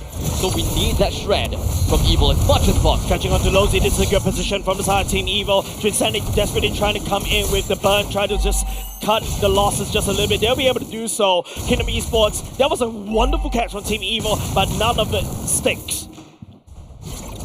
Back to playing Possum. Man. 12 minutes into the game. Lord still has 70 seconds until it comes out. Evil will probably want to look up for a stagger. However, their composition is not about pick-off. Kingdom, on the other hand, they can pick off solely because of the utility that Jusin provides. Yeah. Grant can also hook when it comes down to I'm offended. Anyone that plays wrongly and whoever that positions himself wrongly will suffer the wrath of the I'm offended plus flicker combination. Yep, C helmet secured by the side of Ven already. You need a lot more anti-heal, especially when you're fighting against double fighters compositions like this one. I think it's a bit difficult because Team Evil is trying to catch people over and over again, but Kingdom Esports, they're always saved either by Lozy's Glorious Pathway or be it the sheer CC immunity for the side of Yawn as well. Now, Team Evil, they're looking up at 4K gold lead in the favor of Kingdom Esports. They're looking at this Lord. I think they should bide even more time, or do they even try to handshake this Lord fight? 4,000 gold lead. This will be a pretty easy Lord for Kingdom, but it doesn't seem like they're gonna let go of that so easily. Sailor's hopping on to the magic of the team by Gear, jumping in the midst of everybody trying to slice and dice. Lozy down low already, has to retreat, but last insanity catches on the powerful. Grant is out of position, he finally joins the fight. Sailor flicker backward just a little bit more as the Lord just rampaging onto the fear members. One side Team Evil, one after another. The Evil gets pushed out of the Lord pit as Kingdom bites back. With only one man alive on the side of Evil, Van has to defend against 4 other members. That's another wave from the side of Kingdom Esports already. Van last insanity to zone as Team Evil go for the Hail Mary. They go for the win, and ladies and gents, and it's a little bit too much for Team Evil as Kingdom Esports picks up game number 3. Victory! It is the tempo and the momentum of Kingdom Esports that allow them to propel forward. And it seems like the Fredrin is just not quite working. They have been losing of these land. They have literally no landmass throughout the Land of Dawn. They don't really have any real estate to work with. Call their agent. That's the only way, because they're just losing so much ground. Honestly, at this point in time, they need to change things up. Possibly change up the junglers, or rather change up the jungle bans. I feel that the jungle bans is kind of limiting to themselves rather than limiting Yawn. Yeah, Yawn is unfazed, right? You leak the Yushin Shin out like that very easily. 2 games in a row, you allow Yawn to have a great game. And you know, he's feeling himself already. He's feeling hype. He's feeling the raw. You can see if you're on site, you can literally see Lozy just screaming and also Yawn just screaming as well. Just providing so much the momentum and morale to his team. Kingdom Esports, this is a solid team right now. It's kind of tough for Evil to kind of break out of that shell right now. It is. Right? This is a mental game through and through. The moment that they have lost 2 games, we are now down to match points. Yeah. It's a very scary game for the side of Team Evil, right? You know, we hype this team up throughout the regular season, they performed phenomenally. But now Kingdom Esports slowly rising in terms of the power rankings, and it looks very scary. We were preferring Team Evil to be the fan favorites this time around, but it seems like, you know, what Jay was talking about yesterday, they're looking at a grand final of Kingdom Esports versus Team Flash. With the MVP of the game credited over to FMM onto Jusin.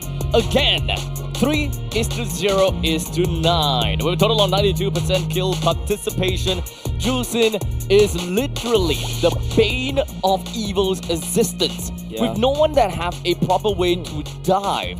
This is not exactly a dive composition. They need to slowly inch up over to the opponents, and that is what Fredrin is, Gatokacha is, and so on and so forth. Lapu Lapu can always jump in with the bravest warrior, but there is a backswing when it comes down to the stun. Fredrin dash in, but it's a very short dash. If you fail to catch up onto them, there's really nothing else that you can do. And Gatokacha, we mentioned about this time and time again. Yep. It is a counter engage / follow-up engage, not an initiation tool. They can use it, however, it is gonna be a skill shot in order for it to land. I feel like, you know, it's just the MVP of the game for this one. FMM got 3 kills at the start, right at the get-go, and all of a sudden, you know, Team Evil's, whatever they want to do, kind of fell short, right? Like, all the plans out of the window, immediately getting zoned out for Jusin. They paid so much respect for this particular hero, and that's because, you know, the Frederick can step forward, the Galokacha can step forward, and because of that, the whole game plan for the side of Team Evil just crumbles apart. But Kingdom Esports, on the other hand, you know, credits where credits due. Lowsy on the high loss is actually a very scary combination. He also won it in game number 2 earlier just now. He's really confident in this high loss, in this pony of death, like what you mentioned. So far, there is no problems when it comes down to Kingdom Esports lineup. After all, don't change what isn't broken. No, don't fix what isn't broken. No, wait. Never mind. You get an idea. This composition works out. Don't reinvent the wheel. Don't reinvent. What? Why does it have to be wheel? Because the right? I don't know. It's just a human saying. Sorry, whenever you talk about the wheels, my dad brings those wheels on the bus right now. I'm sorry. Tell me you have a kid without telling me that you have a kid. But regardless, 13-3. We really need to identify what is the problem for Evil. Why are they unable to take early game fights? Why are they unable to kill? It really comes down to the roaming trio, right? When it comes down to Eve, Fredrin, and Gatokacha, they have got early game lane priority, but aside from that, what can they do to bring down a burst damage? Because burst is what brings down sustain heroes, and that is what Ruby is great for. Ruby can sustain for years if there is no way to burst him down. And Venom did not pop off until the later stages in the game. And in fact, he didn't even pop off because he's got no Sky Piercer stacks. You need these Sky Piercer stacks in order to bring Grant down, or literally any of these sustain heroes, even Longsy heck, because of Revitalize and the Magical Carpet. Yeah, it's just way too slow for the rise of Team Evil, right? And it's also all about the fact is, it's just Kingdom Esports was just too far ahead, right? Like, giving 2 kills over the side on FMM, allowing Yon to basically solidify control. You pick up the turtle for yourself. You're just overwhelming Team Evil with sheer amount of damage. And also, there's like what I mentioned, there's no place for Team Evil to basically farm, to grow into a very solid team. And also, like what I mentioned, the map getting cut, like there's Lowsy and also Yon is allowed to just come in with the weirdest flanks, go through the scenic route, go walk around, smell the flowers just a little bit before entering these team fights, because Team Evil is too far behind. We're gonna have to reset the gears for Evil. I see what you did there. I did not. I need to stop punning. But it was not on purpose, and so isn't the purpose for Evil. Yeah. They need to change things around and kind of maybe change out the banning phase. I think that banning out Yon's heroes is not helping them at all. It's not helpful at all. Because keeping Aether on Fredrin is not doing anything in this roaming trio setup, especially if they prioritize and they take a lot of value out of the Yeet and the Gatokacha. Yeah, and if you look at Aether's hero pool, right? Like, he's played 5 games of Joy, 7 games of Yushin Shin. And now if you allow Yon to basically snap pick the Yushin Shin away from him, Yeah, and he's actually, if you look at the stats for his past games, right? His 3 games of Fredrin, he only win 1. So he's not. You can see that he's not really confident or comfortable on these on these tank jungles. Maybe it's time to switch up just a little bit. Maybe it's time to really go for the assassin junglers for the Aether this time around. One other way to think about it is that they are creating space for the Fredrin, or rather Fredrin is creating space. Yeah. But the question is, they're creating space for whom? If they do win. If they do win in team fights, who are they creating a space for? Because Gear, understandably, will want to wipe out the lanes in the XP going up against the Xbox.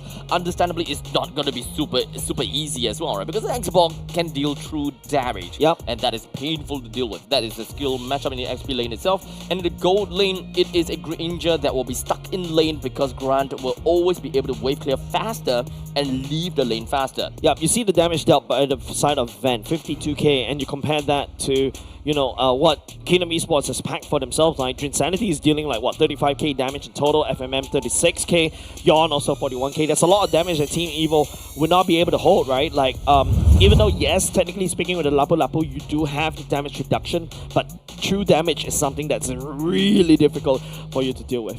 Yep. So ultimately, we're gonna have to look back at it again, look at some of these changes or differences, right? At least for Team Evil.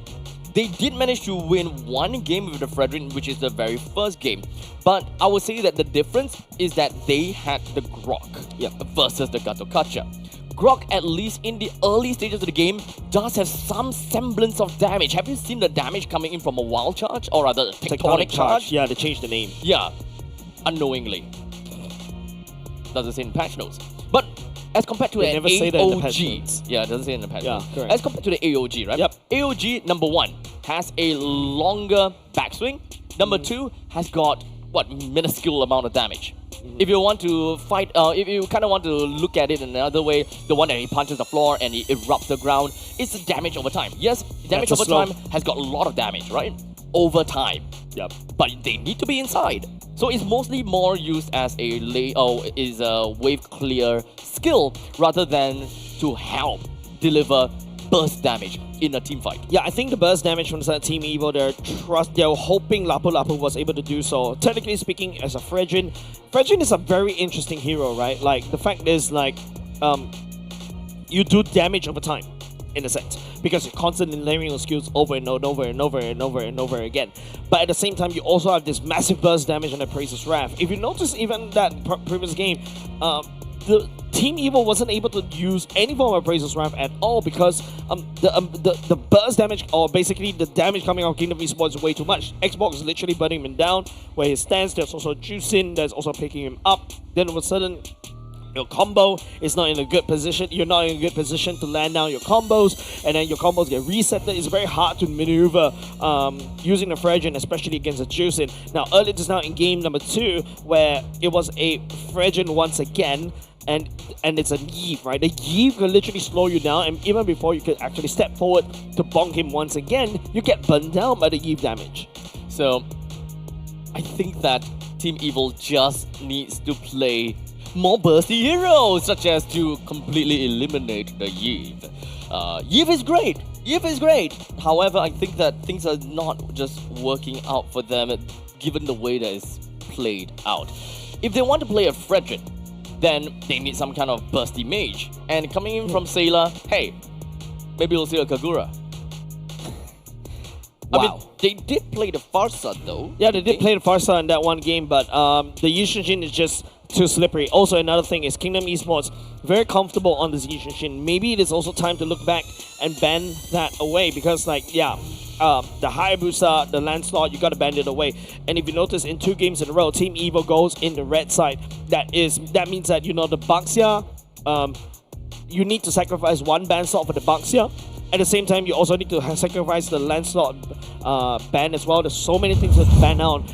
And Yawn, you know, he can always fall back to Arkai easily. He can also go back into his, I don't know, when he first debuted, a Martis jungle, if you really want to be a little bit creative on this. But especially when you are in the lower bracket finals, I don't think being creative is a really good idea anymore. It is time to use whatever you learned during the regular season and putting your best foot forward. No, best feet forward. Jump both feet at the same time. We can also identify that even if Team Evil were to be on first pick, first ban, they would not have the opportunity to pick out something like a Yushin or Baxia based on game number 1 statistics, where Kingdom Esports bans out Baxia, Yushin, and the Yu Zhong. So ultimately, what I was hoping to go for, or what I was looking to see, is early game power spikes, right? Yep. And early game power spikes that can lead off to the later stages of the game, that can still allow your team play fighter side lanes and all. I've recently seen this again coming in from it was Philippines teams, right? And that is the resurgence of Selena together with the Baxia. It's almost a guaranteed shot when it comes down to Absolute Arrow when the Baxia crashes on someone. It's very high octane kind of pacing of a game, but it also doesn't require the Absolute Arrow to be a skill shot component. Nope. It's a great tool to still have. But ultimately, as long as you're constantly being able to take off tanky heroes at the start of the game with these kind of burst damage, you don't have to be too afraid of that in the later stages too. Yeah, you talk about the Selena and Baxia one more combo, but for your information, Abstract, out of 75 games in MPL Singapore, Baxia has been pick banned 75 times. It's 100% pick ban rate, 67 bans in total out of 75. That is a whopping 90, almost rounding down 89% of the bans. So with that said, we've got Kingdom Esports that is going to be on first pick, first ban, and Evil on second pick, second ban. So what we have looked out for in the first game is going to be, what was that again? Yi Sun Shin, Baxia, and Yu Zhong ban. So right now, what KE is going to change out is that they will ban the Yu Zhong first. So they are no longer, the Evil, they ban out the High Lords first. So we are no longer going to be looking at the Lancelot and the Hayabusa ban. We already have some change, and the Yushin ban as well. So they are starting to change things up already. Okay, that's very good because banning away the Yushin is something that we kind of need to highlight. In game number 2, game number 3, you allow Yon to play something that he's very confident with. He's going to snowball out of control, but at the same time, once again, Team Evil is back at second pick. They've lost 2 times as second pick. They won 1 time in the blue pick. So yeah, that's gonna be definitely, Coach Bitoy, it's really up to him on how he needs to really draft this particular game out, especially when this is the last chance, especially when this is match point for Kingdom Esports. They win this, they lock in the grand final slot, going up against Team Evil later today. Muscle of iron. So one of the interesting things about these two teams is that we do have got a bit of information as to who is blue, who has high blue side win rate, who have high red side win rate and all. Thank you, Jace. Kingdom Esports, they have a lot higher win rate in the blue side at this point with about 40% win rate. And of course, for Team Evil, on the red side, 28%, while their blue side is like 33%. Oh man, if you see how Team Evil is actually drafting this one, they are actually trying to open up CC as much as possible because Gear has wonderful games on this Yo-Yo Girl, but Kingdom Esports Insanity snapped that away from the side of Team Evil. Maybe this time around here, needs to go for the Lapu-Lapu. Okay, goes for the Lancelot this time around for the side of Team Evil. Aether. Lancelot in this particular patch is super strong because of his nutty numbers and because of the fact that, Cat's out of the bag for the side of Kingdom Esports. Maybe they're going to delay the jungle pick to the second phase pick instead. Alice, wonderful, interestingly, slipped past the first phase for 2 or 3 games in a row already. Maybe this time around, Team Evil will use that for it themselves. So this is going to be a completely different Evil composition. Yep. They have a Kalia, and they would want to make full use of that pick-off potential. Now we've got the Hayabusa and the Lancelot being picked up from either one of these two teams. And understandably, Hayabusa will have a more superior ultimate as compared to Lancelot when it comes down to 1v1 scenario, especially when both of these two heroes want to stray off the tangent and go for a split push. Evil still prefers that Eve on their side. So one thing's for sure that they are not making full use of that the mage for that pick-up potential. They might want to look at some gold laners that can play around with Kalia's Tsunami Slam. Yeah, the pickup potential is actually a-okay, but, especially in this particular patch, Kalia is so susceptible to the Purify, so that means that you need somebody from the side of Team Evil to also pop off the Purify first before you go in for the Tsunami Slam. And this is the time where I contradict myself, where maybe now... No, that's crazy. That's crazy. You don't go for that. Say it. You really need to go and try to pop off that Purify from the side of the enemy, right? The only way is to basically, go for double fighters, overwhelm them with CC, so that the Kalia will be able to pick somebody up, so that Aether will be able to find the assassination. And then, unfortunately, his playstyle doesn't allow for fighting with gold lanes. I'm not too sure whether they are going to be using Aether as the one to make full use of the Tsunami Slam. I would like to believe that he's more of the executioner rather than the bruiser. We don't have information as to who's going to be the XP and gold at this point in time. It could quite literally go to anyone right now. Yeah, Xbox got banned away by the side of Kingdom Esports, hinting that, the last two could be an easy high loss as well. Esmeralda gets taken away. To be fair, this is a very divey composition from Evil. They can play towards dive. A part of me still kind of imagine that Cho might be the gold pick for Evil. Yeah, that's what I'm thinking, right? Remember we talked about how you need to try to pop off the Purify so that the Tsunami Slam go in. Now you got double displacements. It actually allows the whole team Evil to basically use that. But once again, you kick, you pick, you need some form of burst. You've already locked in the Yve. Yve does damage over time unless the whole goal is to basically keep people inside the box. Is that a good solution against Kingdom Esports, especially in game number 4? To be fair though, the roaming trio would have a little bit more damage than their previous games already. But if KE continues to move on forward with some more sustainable heroes at this point, because right now they're still lacking of Aroma. Aroma that has good healing would be the high loss, but it's not available anymore. High loss is a great deterrence to opponents if they do not wish to play marksman. So you kind of force opponent to play marksman. So right now, the fact that Evil banned out the high loss kind of gives me the suggestion that Evil don't want to play marksman. They want to play early game. They want to go all in. So KE, their idea and their suggestion to go forward is to go for more sustain. Alice being selected by side Kingdom Esports. Oh dear. Exactly. Alice is so strong. You will slap that onto a Tigreal. Oh man, this is a very dire roster against Team Evil. There's so much tankiness, right? Like, Alice also something you have to deal with now. You're forced to go into carry, perhaps. Oh! You go for a Harry for this one?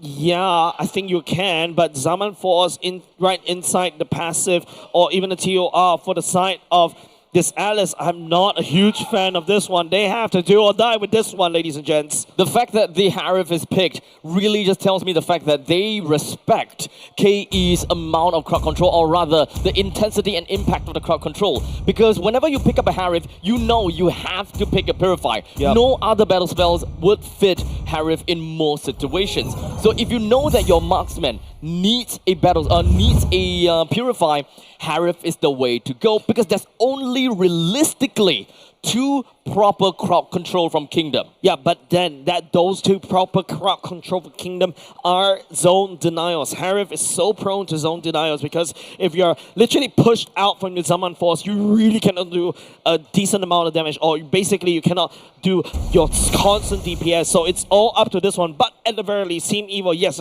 there's a potential Kalia that could do some pick up. You've got the burst damage to follow up as well from the side of Team Evil. So at least they do have the damage. Even for me right now, for this potential final game of the lower bracket finals, there is a lot of question marks. And if whether Kingdom will be able to get a 3-win streak, or would Evil be once again be able to fight back? Yeah, we definitely want to see Team Evil to be able to fight back, especially, how they're so strong in the regular season, but I don't know why they kind of falter during the playoffs. So many question marks, right? So many hopes and also dreams lay on this team, Team Evil, since Season 3. The community heroes turned Titan Slayers, and now Titans, and now this is their season, but they shouldn't falter here. This is quite a bit of early game. Whoa, you gotta slow down, you gotta chill. Powerful this time around, takes so much damage, but the flicker. Hayabusa catches him. Yawn picks up first blood. That is a very aggressive front from the side of Powerful. That is definitely a mistake, but come on. to be fair, they're trying to amp up when it comes to the tempo. They're trying to amp up in terms of aggression. Yeah, you lose Powerful, you burn the flicker, you give a kill over to Yawn. That's a double whammy right in the face. You flip, you fell on the butt, and then you wake up, you get hit by a rake. Again, if you remember those cartoon days. That's Tom and Jerry, huh? Yeah, I think so. Yeah, you old. You're also old. Yeah. We're old. And so is Longzi. But he's still playing well. Yeah. He's still playing. Better than us at this point in time, but this guy is going crazy. Everywhere that he goes, he brings the team to championships. But the question is whether Season 10 is going to be the same storyline. Man, literally Forshigan coming in. Yawn, tags the shadow onto Powerful. The Phantom Execution. Aether! That's not what you want to do! But to be fair, and luckily so, Aether did not go down from all of that. Phantom Execution already committed though. That means that your turtle takedown is a little bit slow. Insanity does have a TOR to work with. Aether snacks the turtle away from Kingdom Esports. They have to bugger out right up there. It's a small little win for the side of Evil. Yeah. Small little win with the turtle tick.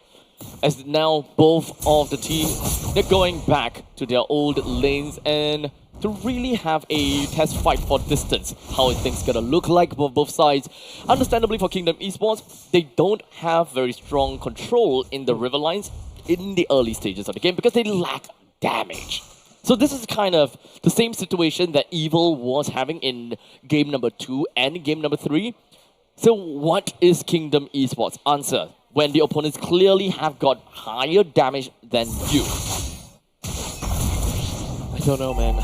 Abstract, I'm really feeling the anxiety coming from Team Evil, right? Like, you don't falter here. You work so hard all throughout. Kingdom Esports, on the other hand, they have a very shaky regular season now. They're here at the lower bracket finals. And the Baron team, Yawn is angry right now. This is a very strong jungler that Team Evil has to deal with. And, you know, giving him one kill early just now is gonna be problematic. Yes, you take the turtle, but there's only, what, 200 gold diff, and Aether only 1 level difference. You need more! It's gonna be a quick run away from the side of Sailor. Kingdom Esports, they definitely have a very good taste of understanding how much damage that they can deal throughout all of that, and of course poking out onto Sailor. But I don't think that is going to go anywhere too far, right? Kingdom Esports do have a small tad bit of timer for themselves, or rather, it will take some time before they will eventually be able to pop off. Yeah, I feel like Team Evil this time around, Gear needs to be the main character. He needs to really start slashing and dicing, you know, going in Bravest Warrior to basically deal with the TOR. But Kingdom Esports right here, they're so far ahead in terms of, you know, momentum, and also, you know, from the past few games, it feels like, you know, they've... Oh, hold on a second, Lozy. Doesn't seem like we'll be able to expect too much from Lozy just yet, but the Summon Force is gonna be out. Yeah, going in, like what I mentioned, the real main character, Energy as well. He slices and dices right inside the real world manipulation. Aether picking out Lozy as well. Here comes the Tsunami Slam for the side of Team Evil, stemming him down. Drinsanity goes in with a TOR, but Drinsanity takes them off, and Aether picking up a turtle for himself. A bit of signs of life for Team Evil. This is just what having damage in the early game can do for your team with 1,600 gold. But remember, this is still the laning early phase. In the mid stages, Kingdom Esports does have a little bit more when it comes down to having some good power spike. Yawn is something that we gotta have to look out for, FMM as well. The only problem when it comes down to Kingdom Esports lineup is their XT laner because they have a CC. CC wants to win and beat down lanes. The fact that they lost the T1 turret up in the top lane against the Lapu Lapu already have a little bit of semblance of failure from the side of Kingdom Esports lineup. So understandably, we need to look out for team fight potential for Kingdom Esports in the mid stages of the game, somewhere around 8 minutes to 12 minutes. What is the answer? I think right now it's just making sure. Oh, whoa, there's so much damage from the side of Gear. Gear angry. Gear angry. He angry. You don't touch him. He's feeding food right now. Honestly, they're just kind of like sounded like ape talks. Of course. I mean, Gear was angry right there, right? Down in the bottom lane. He was able to create so much space. His Bravest Warrior also slice and dice, outputs quite a decent amount of damage, zones out Kingdom Esports as well. But right now, Kingdom Esports, once again, he's just going in. Whenever he has it, he's just going on ham onto CC. And CC doesn't do as well as other heroes as compared to Lapu Lapu. Yeah, at this point in time, it's more about just poking in a wet noodle fight. You slap me, you slap me, I slap you, no one dies kind of situation. It's just a battle of resilience in the XP lane. But it also boils down to timing. Whoever pops their ultimate, that kind of stuff, is gonna go down later on because of an external team fight that might eventually happen. Yeah, 3k gold league in the favor. Oh, sorry, 2.5k gold lead in the favor of Team Evil this time around. Ooh, they snap all the way back. They're escalating as much gold as possible. This is a good sign for the side of Team Evil right now. Kingdom Esports, on the other hand, Hayabusa needs to really farm up. Level 9 Hayabusa should be one of his power spikes, but he needs to find the right target. Maybe perhaps Ben, but oh, that's going to be the Tsunami Slam from Lozy. Lozy has to leap away. Doesn't have the flicker anymore for the implosion. Gear stepping forward as well. Slice and dice, the implosion will be able to land as FMM free hitting from the back line. That's going to be Gear taken down by FMM. And Team Evil, this time around, bending back against the wall. Yon finds Van, and that's the main target that Yon is looking out for. It's a 2-for-2 trade with one jungler, or rather both of the junglers still alive for this, so that is still objective take. Venom execution final to FMM right now. Yon using the clock shadow to just zip and zap it out, but he will not be able to find anything as Aether online, picking up Grand and goes for the turtle. Give the assassin to Aether. That is exactly what we are seeing right here. 3 kills, no death, and 2 assists. Now the problem when it comes down to Kingdom Esports, and they gotta have to find a way to come back over this, is the fact that FMM, he is gonna be one of the main hopes of Kingdom Esports lineup in the later stages, especially from mid-game onwards. But I don't think that FMM have got the farm as of yet. And unfortunately for Kimi, doesn't have a lot of mobility as well. Kimi is actually more of the late game insurance for Kingdom Esports. Picking up the Sky Piercer is gonna be so important. They need to look for something in order to let FMM pump up damage. They need to draw out these fights even longer. That's why they have Insanity. That's why they have the Alice. The longer the team fight lasts on for, the better it is for the Kimi. Right now it's just 3 turtles in a row goes in the pockets, Team Evil. Snowball is there. Ven also picking up the necessary items like your Stardom Sign and also Feather Heavens, ready to rumble, ready to rock. Kingdom Esports on the other hand, like what you mentioned, elongating the fight, making sure that FMM is able to just like spread out the damage using the Going One and also the Sky Piercer stacks. He needs to start farming that up. But oh, Grand taking a bit of damage just by like what, one Thorn Rose like there. He's half HP. Grant's unable to scale, and that's why I'm still not a very big fan on the CC gold lane. It is a little bit interesting, but I think there are better fighter gold laners as well. But regardless, that is the decision that they have made, and that's the game that they are playing right now. They're looking for some other objectives, and they're trying to look for some ways to be able to come back into this. Do note that Grant playing as the CC does have some mean damage later on. It's all about bruisers having a way to execute. And in this case, because FMM does have got the Sky Piercer, I think it will slowly inch towards FMM's position, and it will inch towards his advantage. The more that Grant gets more farm, and the more that Insanity gets more farm too. First Lord is up. We're looking at Lozy to basically use the Flicker Implosion. That's a one-more combo. Hopefully you will be able to try to catch somebody from the side. Team Evil will be able to try to catch on Ben. Ben burns the Purifier already. Real one individual from the side. Sailor. TOR for the side to Insanity as well. Trying to absorb as much damage as possible. Members from the side. Team Evil ignoring Alex already. They're looking for more. They take down Grant. They take down Lozy. And now they're going to look for and Insanity has to bug it out of there. The Lord down low just a little bit. Yawn. Desperately trying to take down the Lord. But Aether will pick it up instead. The Shadow not slippery enough. The Ninja gets sliced down by Team Evil. As such, losing 3 members in that fight. Evil will very easily take down the T1 turret in the middle lane, leaving Insanity and FMM to defend on all their own. Lozy is back. Grant is back. They were trying to deter This aggression is coming in from the Lord that marches in from the top lane. Yeah, the Lord coming in. It's wonderful for the side Team Evil. 7k gold lead. Holy Crystal for Ven. Holy damage already from the side Team Evil. And now it's Kingdom Esports. Yon needs to find the Quad Shadows onto Ven. Shadow kill. And also perhaps finding Sayla as well. But Aether can also do decent chunk of damage. I'm trying to look out for more ways of Kingdom Esports to be able to repel this upcoming Lord. This is a baby Lord after all. It is still possible, given the fact that there's FMM and Grant. Not exactly sure just how much damage potential Grant eventually has. But so far, we need a big ultimate from Lolzy. But even if with the big ultimate from Lolzy and a big TOR, I kind of want to know how much AoE damage Kingdom Esports can actually deal to Evil. Yep, Aether split pushing down bot as well. Zaman Force from the side of Ven. Already dealing it, trying to push the baby Lord. Touching the turret. Will not be able to do so. Kingdom Esports defense for now. But they lost most of the turrets outside the base, Abstract. So that is exactly what you will want from a baby Lord. To take out all the exterior turrets in order to put yourself in a good fight. Do note that we no longer have any more of their holy defense, so it doesn't really quite matter how the waves are going to be pushed up, so on and so forth. Kingdom Esports, their lineup does enable them to play a bit, I emphasize, of cross-map plays.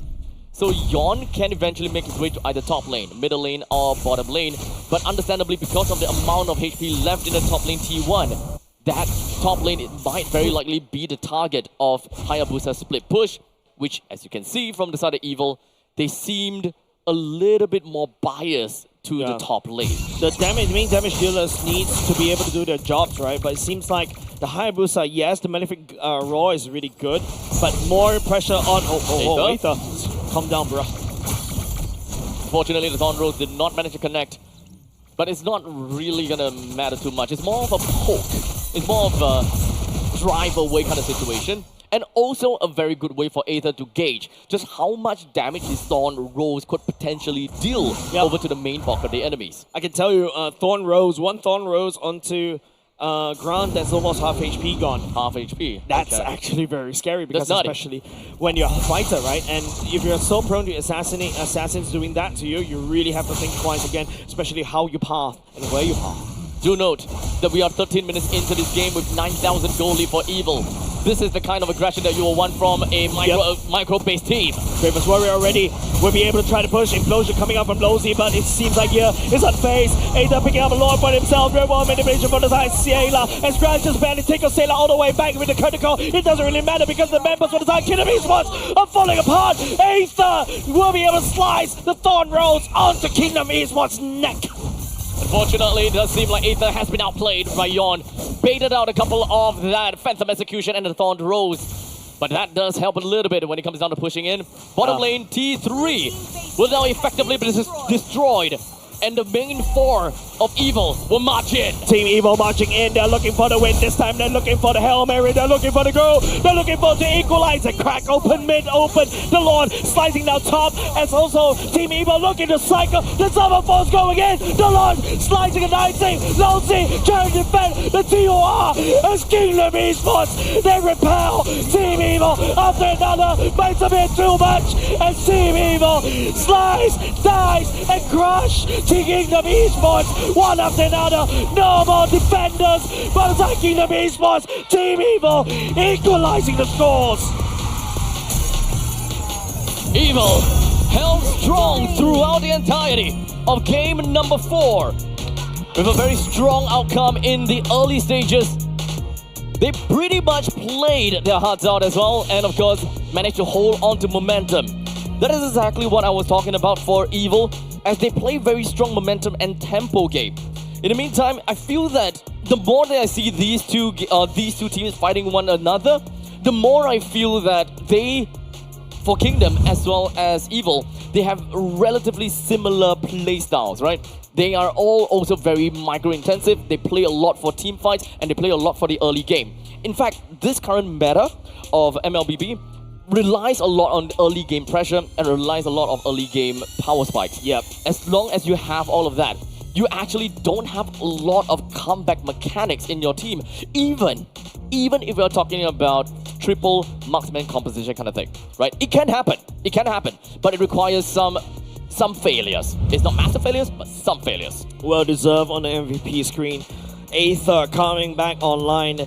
A bad performance for 2-3 games in a row as the Fredrin. You give him an assassin, he comes online, he dies, he just dash around, shing shing shing, and everybody dies. 707 is the KDA, and man, he is angry. What did you just say again? He slice and dice and he what? Huh? Shing shing shing. Is it because I'm Chinese? But anyways, good play coming in from Aether so far. 7-0 to 7. All in all, we needed to see this kind of damage control in the roaming trio, and that is something that they understood. If you look at Kingdom Esports lineup, right, the roaming trio comes in as Hayabusa, Kimi, and Tigreal. Hayabusa understandably has got good damage. However, you gotta have to look on the opposite side. Kalia as the roamer has got catch potential, and just by herself, she can deal some mean damage. So, in terms of the damage department, Evo will definitely be able to ward off the opponents just from pure brute force. And that is the same thing as what Kingdom has been doing in the past game. Kingdom Esports with the Yi Sun Shin, the Hylos, as well as the Jusin, right? Hylos plus Jusin, double DOT. The longer you stay in, the more brute force damage you will be able to deal with the Yi Sun Shin coming in, because that's all the bruising that you need. So both teams, they identified already. Early game, damage equals good. Wow, never thought that's a very interesting way of saying damage is good. Damage is good. Damage is always good. Survivability is okay. Yeah, but if you look at how I think this is a very interesting pick coming out from the side of Team Evo, right? Like, Gear also opening up so many avenues for the side of themselves to really do a lot of damage, and also zoning the rest of the members out from the side of Kingdom Esports, unable to step forward. And then if you notice how powerful plays this is Kalia, right? Like, he's really patient on the Tsunami Slam, and it's not like every time when you see other people, when they play the Kalia, they play the Tsunami Slam, right? They flicker forward, and then after that they start the fight with it. But no, this is powerful, using this as a way to make sure that people stay inside the real world manipulation, hoping that, you know, Team Evo starts the fight with using Gear with the Bravest Warrior, pops out the Purify, hopefully, and then after that follow up and try to pick off anybody. Lozy feels like the main punching bag. Grand also the same as well for the side of Team Evo, and from there they're able to farm and scale out of control.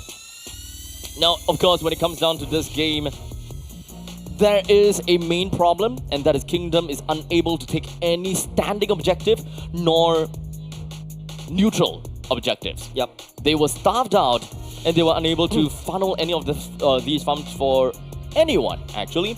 This is more of a game where they want to funnel the farm over to Yon, so play around the entirety of the maps, do whatever that he can in order for a relatively late game assassins to pop off earlier into the game. And I think that is the good thing about Kingdom Esports lineup, right?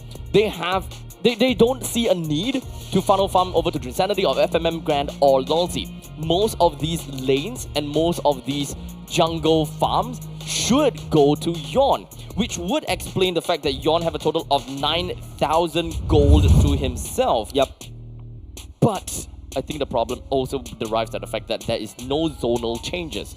So, and also remember, Hayabusa, OG Shadow Kill, good for 1v1, but not for 1v5. Yeah.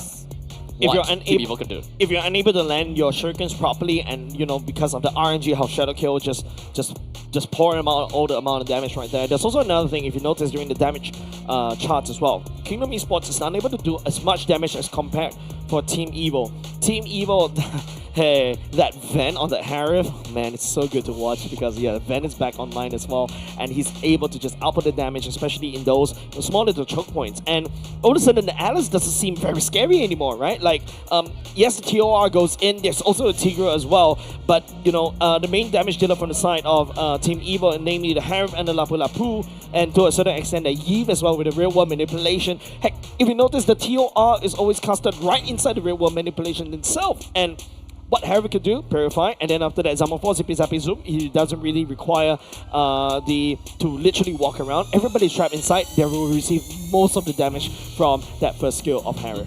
That's the thing, right? Zaman Force inside of real world manipulation, it doesn't matter. Just let him dash away with the Purify, and Yves has got his back throughout the entire time. Anyone wants to come close, such as Lolsey, such as Alice, they all need to go into the box in order to deal with him. And there's, like, you know, only 2 out of 3 that is AoE crowd control. So you guys pretty much get the idea. As such, we have gone down the wire, and both sides are ready to implode with the wrong rumble. And that's the question, who is going to be imploding at the end of this 5th game and also match point? Ladies and gentlemen, everyone that is at home, don't go anywhere too far, as MPL SG Season 10 lower brackets finals is going to be coming back to you very soon.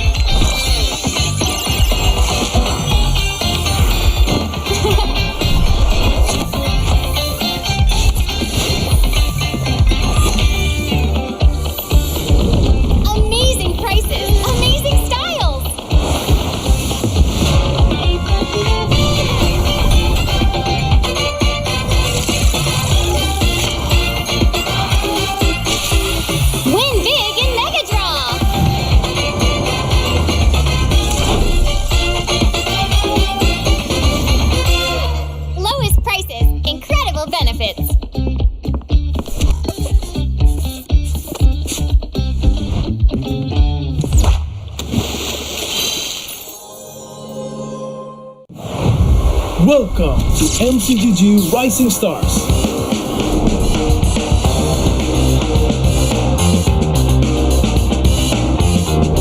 From September 12th to October 19th, take part in the regional contest, open to all players. Step up and prove your strength. Division finals will run from October 24 to November 2. The top 16 players in each division may advance to the next stage of MRS. Check your in-game mail for information.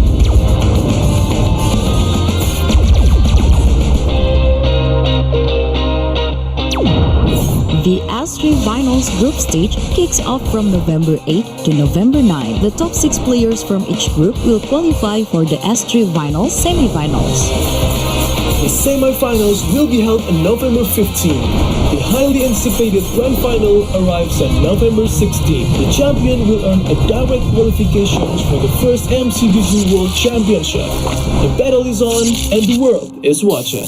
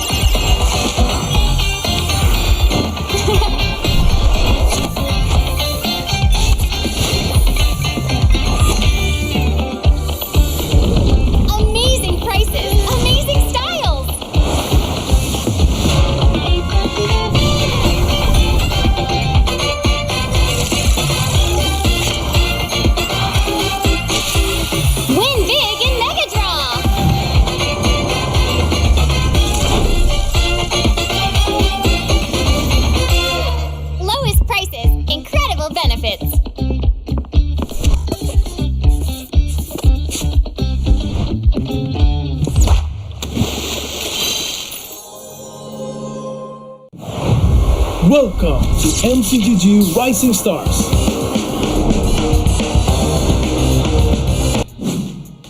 Alright, ladies and gentlemen, welcome back once again to the final game of this lower bracket finals. Yep, of course, between Last game. Kingdom Esports and Team Evil. It's down to the wire now. Yeah, literally, right? It's been a very competitive season. You know, the past few seasons is very clear-cut on who's going to be able to win and etc. But this time around, I really cannot put a finger, right? It could go either way. Both these two teams literally played out of their minds, practiced out of their minds as well. And, you know, it's just very sad to see one of these teams go. Yeah. Honestly, when it comes down to even today's games, we've watched 4 games through and through. And it's not about the fact that the teams were super callous or anything. No, it's not. No, It's just them outplaying each other. exactly. Now, there are some points in time where the draft really dictated about the fact how the game is gonna tilt towards. Yep. And so far, the trend kind of seems like damage, right? Yes. Whoever controls the game is the one that have got early game damage or any form or any semblance of pressure. Yep. Because you can't bring out pressure through sustainability. You can sustain from fights, but you're not repelling the enemies because they don't feel threatened. Yeah, and I feel like there's a few times when, you know, teams that really did overthink about, you know, the items, the heroes, like in terms of like loading themselves up with too much sustainability, too much CCs, but there's not a lot of damage being dealt. And usually the damage roll is being filled by these marksmen, right? And the gold lane is something of an iffy thing already. And, you know, for a few games in a row now, we're seeing Kingdom Esports, they fielded grants on, you know, your fighter gold laners. Like, for example, earlier just now, started we game 1 with a Moskov grant. Then after that, it was a Ruby grant, and then after that is once again a CC grant. So like what I mentioned, it's just the fighter gold lane thing means that you really need to invest a lot more into damage. And where is the damage coming from? Usually from your mid, usually from your jungles. Okay, so that is a statistic that is actually super important. The fact that Kingdom Esports haven't played a single gold lane marksman for their past 4 games. Yeah. And they have been, you know, putting quite a lot of emphasis onto either Kimi or onto Yusun-Shin. And I think that the idea of taking the Yusun-Shin away from away from Kingdom Esports is actually kind of huge. Because now the ball is going to be onto Kimi's court. If they're giving the Kimi away, then it gives Kingdom Esports the idea that we can flex the Kimi into a marksman, and we just needed to wait to that point in time where Kimi can pop off. Yep. I just feel like right now it's just about both the draft and also about the mental of these players. Don't forget, it's going to be a very long day for the winner as well. After this, they need to play the grand finals later today, and they have expanded and fought as best as they could all the way to a 5 games in a row. They're literally, I don't know whether it's the case, but I feel like they're being tenderized, being softened up by the lower bracket finals. I fear the grand finals as well. It's also going to be a little bit interesting. Now with all of both of the teams and all of the players, they're gonna have to reset their gears a bit, especially for Kingdom. Yeah, they gotta have to. I need to stop saying that. They have to reset. They have to come to a complete reset. They have to change the way that they play, especially for Kingdom. They won one. Oh, sorry, they lost one, won twice, and then lost again. So this is gonna be a little bit painful when it comes down to momentum. Yeah. And I think that at least for Evil, they have a bit of that. Yep, so we're also thinking about how, you know, for the side of Team Evil, whether they are able to maintain this momentum. Yeah, they're the one that's literally slowed down the train for the side of Kingdom Esports, right? Literally denying that win in the previous game, denying that match point, and now both of these two teams, we went back into both teams. That's the match point, right? Winner goes to the grand finals, have a chance at M7. Loser goes home immediately after this game. The stakes are high, and there's only one team They will move on over to the next part of the bracket, and everything will be decided through this random map draw. And everything will go with broken walls. Yeah, and you know, the championship podium is a little bit tight, right? It's only it has enough space for one team. And unfortunately, these two teams do have a chance, do have a shot against Team Flash. But they need to beat each other first. And they have to put it all into this one. Whether Fortune Cat Lozy able to use his luck to continue push through, or whether Evil triumph in this game, ladies and gentlemen. This is it. This is the lower bracket finals between these two teams. We're going to be starting the last game of this series with Let them play the hero. quite a bit of bad I here. will be the Hylos, truth this Jusin, world and of course the desperately CC needs. from the side of Evil and Kingdom have banned out the Yi Sun-shin, Lancelot, and Yu Zong. Yep, standard bans as well. Both of these two teams, they know each other very well, and also they are very comfortable in terms of playing. But they leak out the bucks here. Overside Team Evil. Exists the equal. I don't know whether this is a good thing or a bad thing. So Sustain, that KE has always been playing, is gonna be at jeopardy due to the fact that Baxia is already going to the side of Evil. Yep. Baxia is so strong, especially in broken walls. You're basically just gonna zoom through everything because of all these access points that the wall has. It doesn't block anymore, right? So this is okay for the side of Team Evil, and now they're gonna continue on a Nabu Lapu, which is something that Gear has played tremendously well in the previous game. Do know we have a bit of difference from the side of KE as well, because they are finally whittling away from the jungle marksman slash mage marksman. Kimi was not picked from KE. In fact, they prioritized onto the Yve. This would mean that KE finally might play the gold lane marksman, which I actually have no idea if whether that is gonna be a good thing or not, because throughout the entirety of this playoff, at least this series, Grand did not play a marksman. They did game number one, Moskov. Okay, never mind. He did one game. Once. But the Moskov is also really good in a sense for the side of Kingdom Esports as well right now. Everybody slow down in the real world manipulation, and the splash damage is so good, so interesting as well. And you land down the SOD on it's so easy to land down the SOD, especially when your targets are slowed down in the real world manipulation. Now, if we look at KE's ban, they are looking out for jungle ban, even though the Baxia has came out. Now, the thing about Baxia is that he's such an annoying hero that he can flex three ways. It could go roam, XP, or jungle. Why are they still banning of the Hayabusa and the Joy? That's why the Baxia can flex three ways. True. It could go XP, could go, not gold, but he could go Roam. XP, jungle, or roam.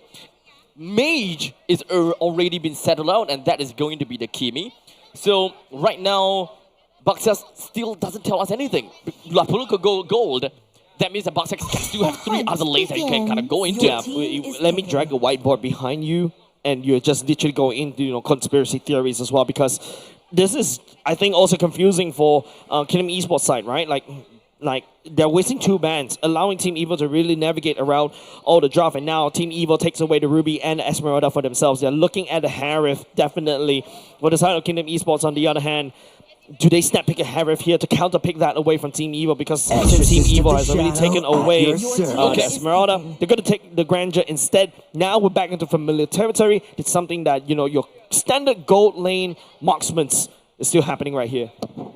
No, I think that Granger is the only pick that they can go for in order for them to have mid-game power spike, as long as the game works out well. Oh, wow.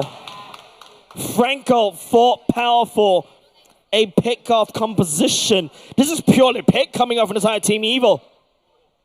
This is not what I was expecting.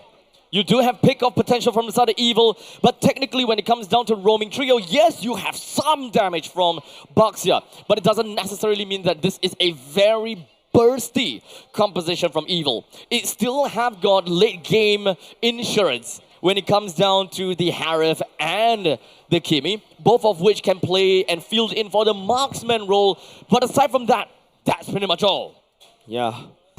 Interesting picks coming out of Team Evil this time around. They're feeling themselves, they're pretty confident about this one. There you go. I'm expecting this Akai coming up from Yon from miles away. But broken wall for a Akai is a little bit counterintuitive in my opinion. But there is still a Lozy wall that can technically act as that wall as well. So at least we do have a little bit of a synergistic option here. This is a throwback over to tank jungle kind of situation. Yep, and don't forget, Akai can push people to the real world manipulation wall as well. Yep, and it just keeps them in like that. But I'm not too sure whether that is realistically enough or not. The thing about Evil's lineup is that they have a Harif. However, they don't have a composition that allows them to play aerial denial. In fact, they are playing in to Kingdom Esports aerial denial with the last insanity. When it comes down to the real world manipulation, sometimes you can even say these AoE crowd control effect from the heavy spin or perhaps even the wild charge. This is a hard game for Harif. Two teams at the lower bracket finals. One slot to the grand final slot, ladies and gentlemen, at the Centrepoint. These two teams need your support. Give them your love and cheers for either Kingdom Esports or Team Evil. We start things off here in the Land of Dawn with both of the junglers that will be whittling away at the purple buff. And that will pretty much mean that both of the junglers will pretty much go on the opposite direction. One over to the gold and one over to the XP. You're a lot more fast-paced on the side of Team Evil, mind you. The Aether on this box could just zip-zap, zoom around. Franco as well could also have solid movement speed that could just roam around the map very quickly. And it's all about catch. Lane priority is going to be neck and neck in the middle lane. First victim, Yon. Getting caught right there by the Iron Hook. Aether has to wiggle away. The walls from Lozy is going to be pivotal for Kingdom Esports. It is not too big of a deal. The main thing that we're looking out for is what kind of influence the mid lane will be able to apply over to the side. And perhaps even for the jungler. Because Akai versus the Boxia, it is fair to say the Boxia will always have a faster clear than Akai. So what does that bring in for Evil? And if whether they can even apply that kind of impact over to Kingdom. Do we go for a raid? Do we go for an easy and fast push in over to the gold lane? That's the question. Mid-game power spikes. Evil, I think, a lot stronger, right? You've got your Bloody Hunt for powerful to lock down the necessary Yon, but Yon does have a heavy spin. When he's going around heavy spin, you really cannot lock him down. And, you know, if you push the members from the side of Evil to the wall, Aether may get stuck. So it's still, I would say literally it's down to the wire. Anything and everything can happen in the first total fight.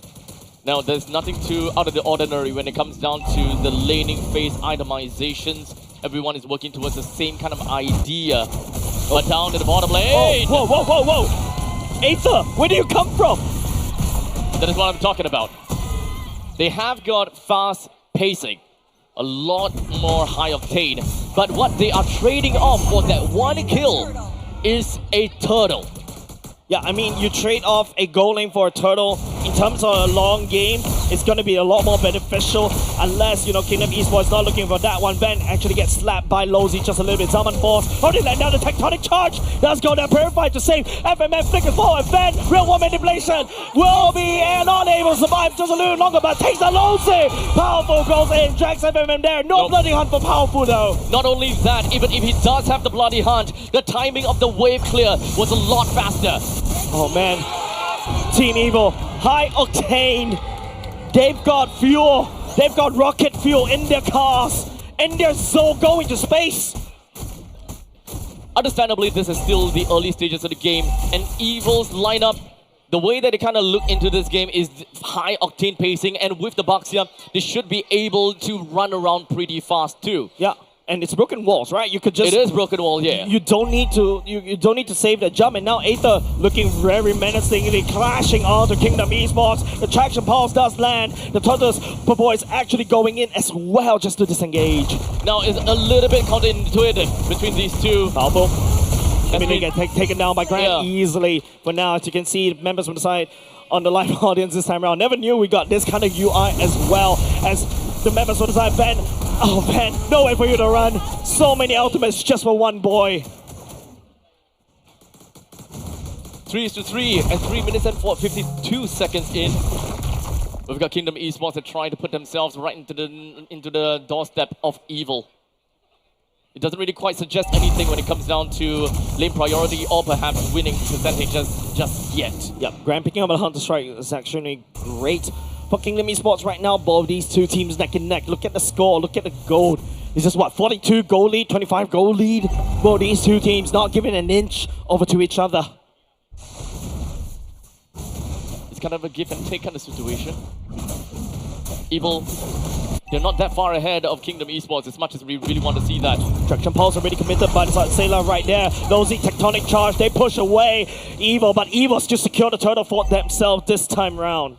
The way that this pacing is going, Kingdom Esports will be happy about how it's working out. However, they are also kind of trading things out a bit too much because now Van has got a good amount of gold off of that energy shield down in the bottom lane. Yep, if you take a look at top as well, Lapu Lapu also absorbed quite a decent amount of chunk as well. So, you know, in terms of gold, Team Evil is definitely going to be happy. But if you look at the gold league, Kingdom Esports still are able to catch up.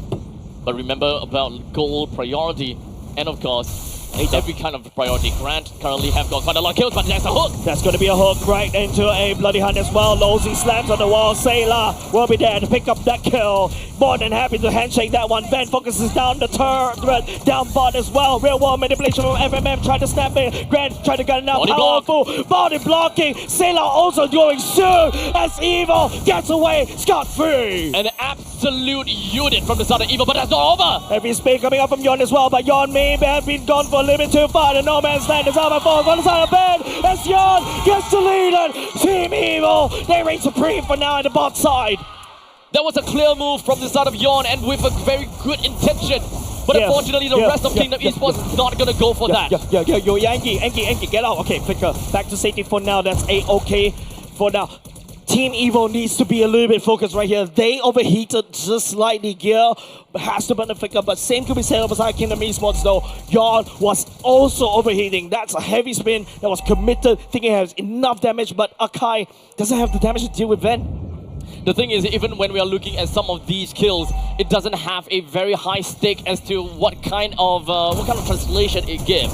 Yon may have died once, but maybe we'll look at the XP lead, as Yon is currently at level 8 and Aether is at level 9. So at least that does definitely help the members of Evil to go and win in this 50-50, which they would definitely try to go for. Nosy, that's a slam. Aether! A drive-by! It's nothing but a drive-by! FMM getting slowed down! Yon goes for the heavy spin. Trying to push Aether all the way back. He gets away. Real world manipulation from side FMM. To slow people down. That's gonna be Grant picking up a killing spree. A Sky versus man as Kingdom Esports stands back at Team Evil. It's a one-man trade coming in. But to be fair, they did manage to take the turtle down as well. If you ask me, it is a turtle for a +5 trade. That is value.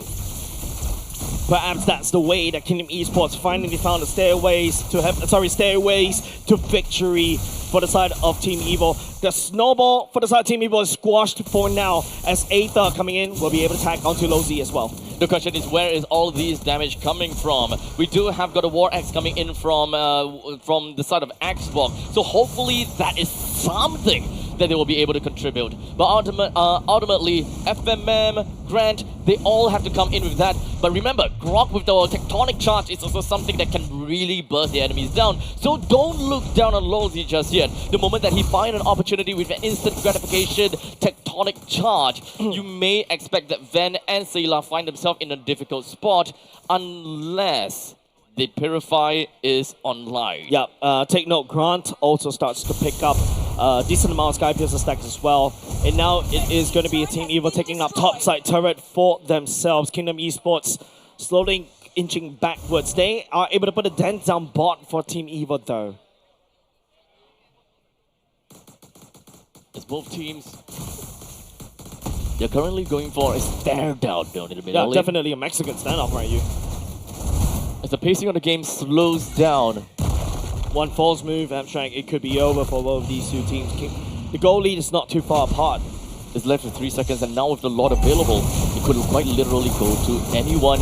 But this It's still gonna be a hook. Powerful will be able to land a hook onto Drinsanity. Sailor snapping on. Gear stepping forward with the bravest warrior, but he gets burned down by Drinsanity. Grab picking up that kill. Unfortunately, Yon has the heavy spin all the way back, but Ben is in the corner. Lowsy goes into concealed play right here, tries to go and find some form of target as members of Team Eva pushes Kingdom Esports away from the Lord Pit. That concealed play would have been a big thing for Kingdom Esports.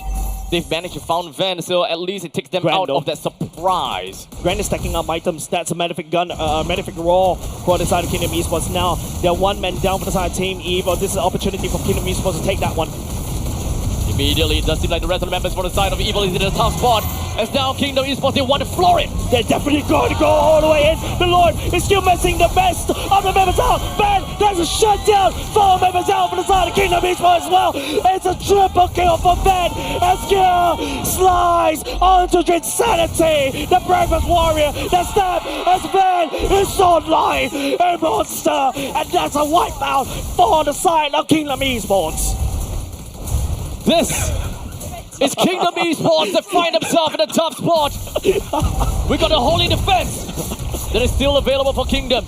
They should be able to repel this one push down in the middle lane, but the Lord marches on from the top. There is a T2 that will be blocking their way. I'm sorry, I'm very distracted by Powerful earlier, so now he has to calm his fans down right there on side because, man, Team Evo is set. Team Evo fans are sending energy on side right here against Kingdom Esports. As Kingdom Esports, they need to receive the Lord up top. At least now the Lord is dealt with by Kingdom Esports. But with 6,000 gold lead in favor for Evil, what would he do? Catching on to Drinsanity, the technology charge coming out from the side. Lowsy, FMM real world manipulation, but Yon this time out heavy speed all the way back to safety. Unfortunately, FMM slowly running out of steam just a little bit more as Kingdom Esports will be able to defend against the siege. They take down Powerful though, but they'll lose topside turret. Back to neutral game. Top lane and the bottom lane T2 went down in favor for Evil.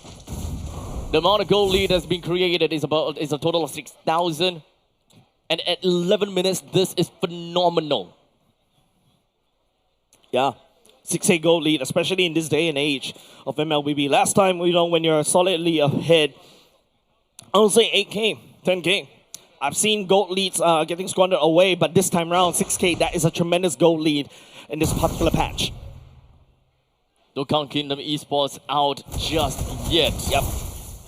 Grant is stacking up Sky Piercer stacks. Already going in for the Malefic gun as well. I think right now he lost his life just a little bit, so that stack's a little bit wonky. Not exactly too sure how much stacks that he has, but it's still something. But as we slowly make our way across the Land of Dawn, Kingdom Esports not going to show too much information at this point. But we'll at least one thing we'll show is this. Sometimes IT, our presenting partner, the QR code is all the way down in the bottom lane. I feel like the observer in production prepared for this angle. They prepared for us to say that. Yeah. That wasn't in the script. It's in mine. Oh. You know what else is in the script? Super careful gameplay. Okay.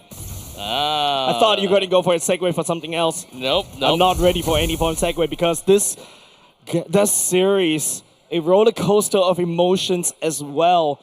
Team Evil finds something in the previous game. They've managed to put a stop against Kingdom Esports. But now it is going to be the Lord fight that's upcoming. Back at it again. With the Lord now available at the top left. Evil. They do have got very good spatial tools. They should be able to push Kingdom away. Powerful is trying to go for some form of fishing. Unable to find anything for now. Fishing? Yeah, it's a Franco. Good day for fishing, ain't it? Yep. So Yon, they will definitely want to look for that opportunity. It does have got a heavy spin that will be able to put Aether in a really tough spot. But that's the start. Stepping forward just a little bit. Bravest warrior. Put aside gear. One man against another. But it's going to be Yon! Takes the Lord from Team Evil. As FMN set down real wall manipulations on my force as well. But the wall for the side, Lowsy actually blocking everybody. Aether in no man's land trying to out-survive the members of the side. Kingdom Esports stepping forward with the carry. Burns down your way. He stands. Evil traded their XP laner for a single XP and a jungler. However, the Lord will be fighting in favor of Kingdom Esports. A massive steal for the side of Kingdom Esports to slow down the tempo just a little bit more, but Team Evo still knocking on the door of Kingdom Esports' base. If you think that this game is going to be anticlimactic, well, it's not going to be. Kingdom Esports fight back! Grand shuts down Ven and Lord, also the paid actor against Team Evil. Kingdom Esports stepping out of the base, breathing fresh air. Kingdom Esports, they're not going to be taking the beating. He's sitting down. With the Lord, they will be marching down from the bottom lane, and especially for Grant that manages to take that one kill. That is yet another stack. They will go up to the Sky Piercer, which will definitely contribute to this 15-minute game as of now. We've been here before. When Grangers start picking up their stacks over and over again, with the Lord in tow from the side of Kingdom Esports, Evo right now has to slowly defend this. They cannot afford to give more kills over to Grant. The real estate now shifts over in favor of Kingdom Esports as they take down the T2 turrets down in the bottom lane and the middle lane. So much standing gold, Abstract. Mid and bot line all clean up. Kingdom Esports can focus their attention up top. With this single Lord still, they've effectively managed to come completely clean with Evil. Man, if Kingdom Esports get this, it's Yon with that one retry. All of the standing objectives in the outer sides of the base are all eliminated. We're just now left with the inhibited turrets that is standing tall for both of these two teams. A massive reset as well, and over to the Team Evo, 400 gold lead. Kingdom Esports clawed their way back, and now we're on a stalemate, Abstract.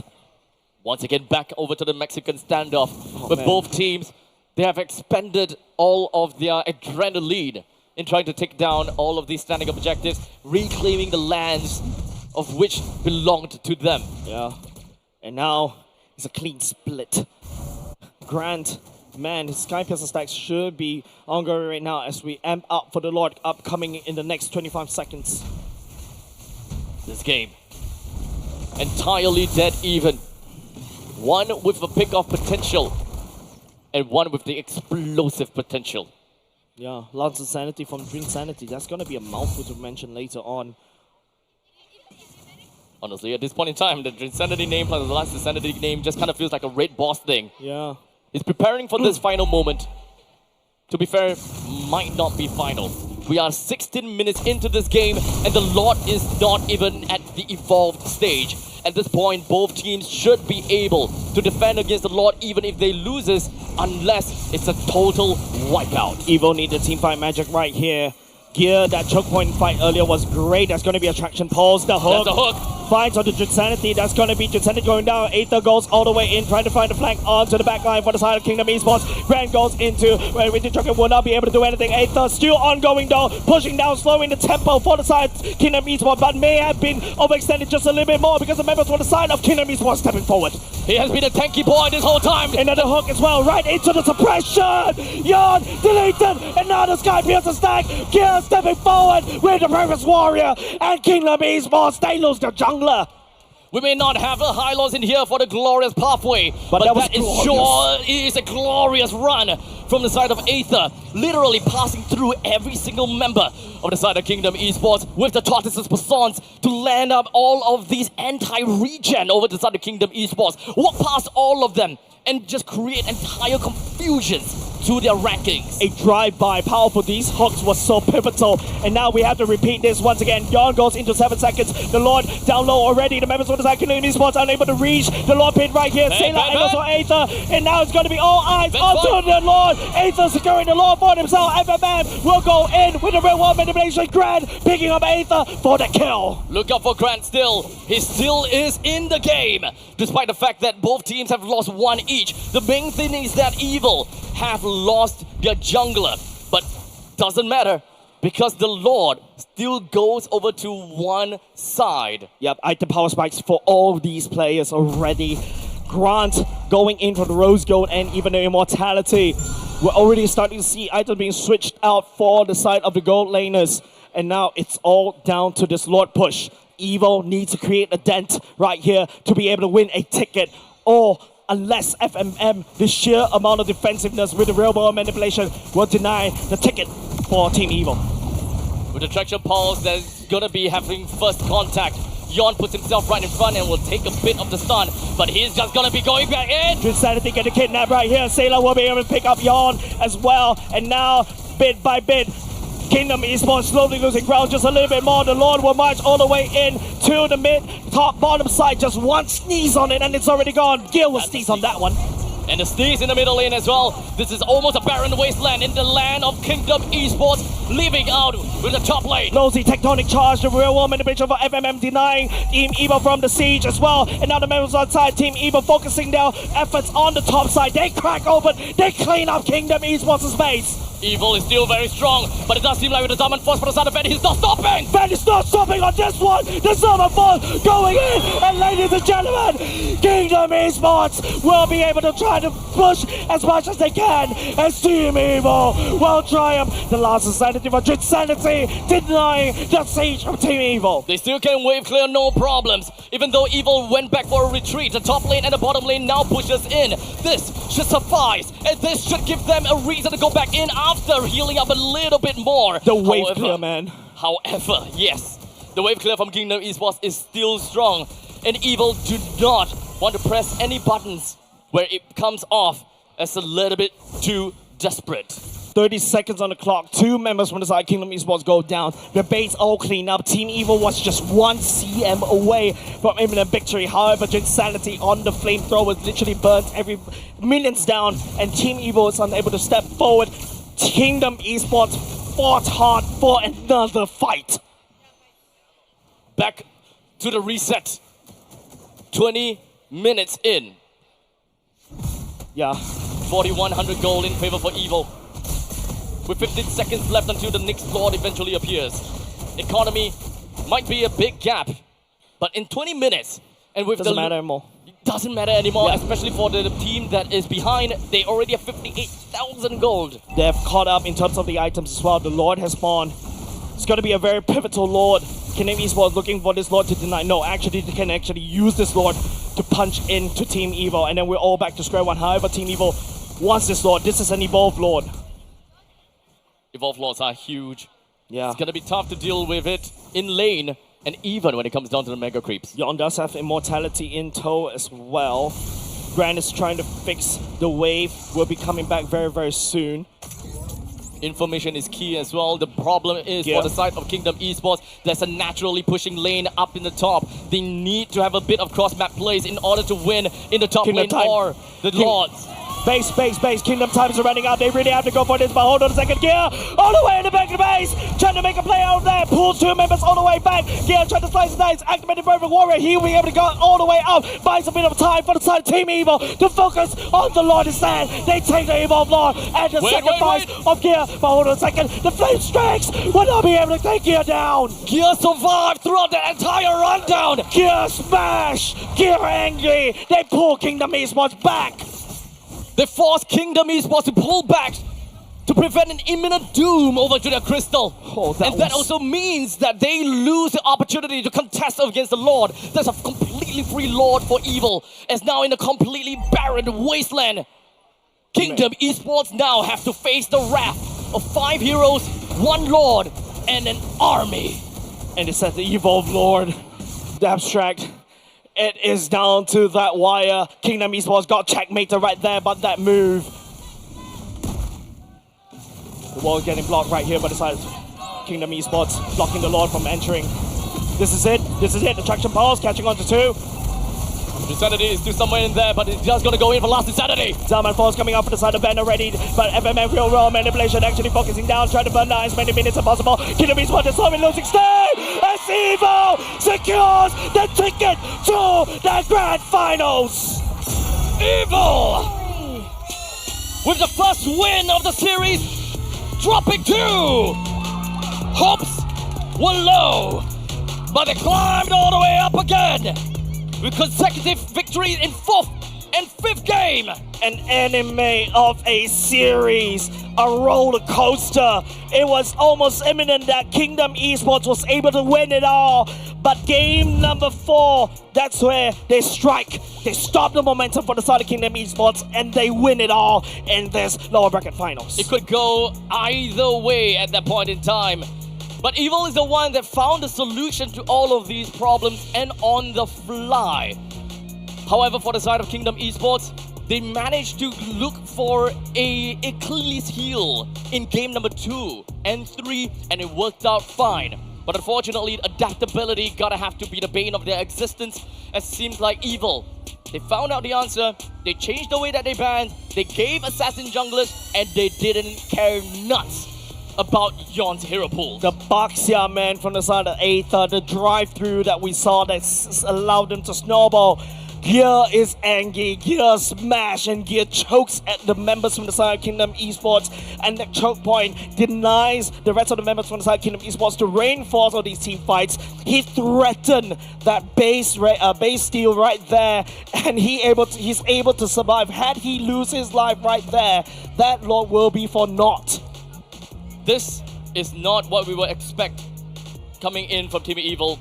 Lapu Lapu is not really a split pusher, but indeed, they will still make it work. With the MVP of this game going over to Ven, piloting against Harif with a total of 7 kills, 3 deaths, and 9 assists. Total of 94% kill participation. Indeed, a catalyst of the game to be able to provide the amount of damage throughout the entire game from the start to the finish. Yeah, Ven was outputting damage from behind. Oracle already committed. He sold boots, He sold boots. He needed more shields. There's no Esmeralda to control because they banned it away earlier just now. MVP well deserved for the side of Harif. Heck, Team Evil deserve MVP, all of them. MVP. Every single one of them deserves the MVP. And with that said, Evil with 3 victories in the pockets.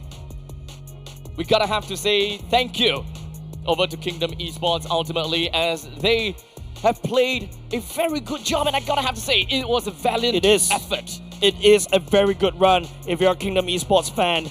Man, it is a very tough run for them because during the regular season they were struggling. They grew tremendously in between the regular season and the playoffs. They had to go through the challenger brackets as well, if I'm not mistaken. Exactly. They found themselves in top 3. Commiserations for the same as well. You gotta have to give credit where credit's due, right? Kingdom Esports didn't go so well, as you said, right? It didn't go so well in the regular season. We doubted them. Before the regular season even happened, we had high hopes on Kingdom Esports. We thought, hey, this roaming trio, Yon, FMM, and Lolzy, this is a crazy lineup. They could go all the way through. We thought that they didn't do well in regular season. That really happened. But right after the break and everything else, they went through the challenger brackets. They found their way, they found their answer, and through boot camps and whatever training that they have went through, they found themselves in the podium finish. Man, what a tight series. And Team Evil right now, this is the moment. This is the time. A full Game 5 of the series. One more step. They need to go through the Grand Finals first. One more step. Team Evil may have a chance for M7 Abstract. But the next hurdle that you gotta have to go through first is gonna be the Tyrants. The Tyrants and the reigning champions. Team Flash Singapore. For Pete, it's not easy. For Pete, it's not easy. And it's also not easy for Team Evil as well. But before we even jump on to the conclusion of this series, this game pretty much will be highlighted in the total of these 5 total games of the series. It went down all the way through, right? As we kind of dial it back a little bit. I want a bonk. Where's my bonk in the highlights? I think that we're past the bonk, unfortunately. We're past the bonk for this one already. But the main thing is Evil takes game 1. And I think that this is a very convincing win for Evil. Tempo, momentum, would have and should have went over to Evil. But I would say the Kingdom, they did manage to come in with a really good reset. Yeah. And the mental game was still strong. Just to break that tempo of Evil. They were so close. Yeah, it's literally down to the wire. Like I said this yesterday, I'm going to say it today as well. Kingdom Esports gives us a great series, mind you. And Team Evil, though, unfazed, so much revelation, so much changes in day 2 where they tried a fighter gold lane, but they're back here on Vance Harith, one of his key heroes, mind you. And all in all, this is going to be, of course, the next part of the game, game number 3. It was definitely a tough game for Evil as well. Yep. And this is really just about the ride for Evil, right? They did whatever that they can. It didn't really quite work out. They changed their draft, and this is the part where their draft finally changed. They gave Aether the assassin role, and we really start to see a little bit of that change in the drafting, and we see a little bit of the change of the impact of the game. Yeah, I love it when, you know, this kind of things happen. It's just down to literally the draft and also the execution. Kingdom Esports also, right? They do have a chance in that last game as well, right? Like they were able to output a decent amount of chunk of damage, but Aether on this Baxia that you're seeing right here, the drive-bys, the takedowns as well, is just way too much for Kingdom Esports. Leaking out Baxia, I'm not too sure, because, you know, don't forget, Baxia is almost permaban in throughout MPL Singapore.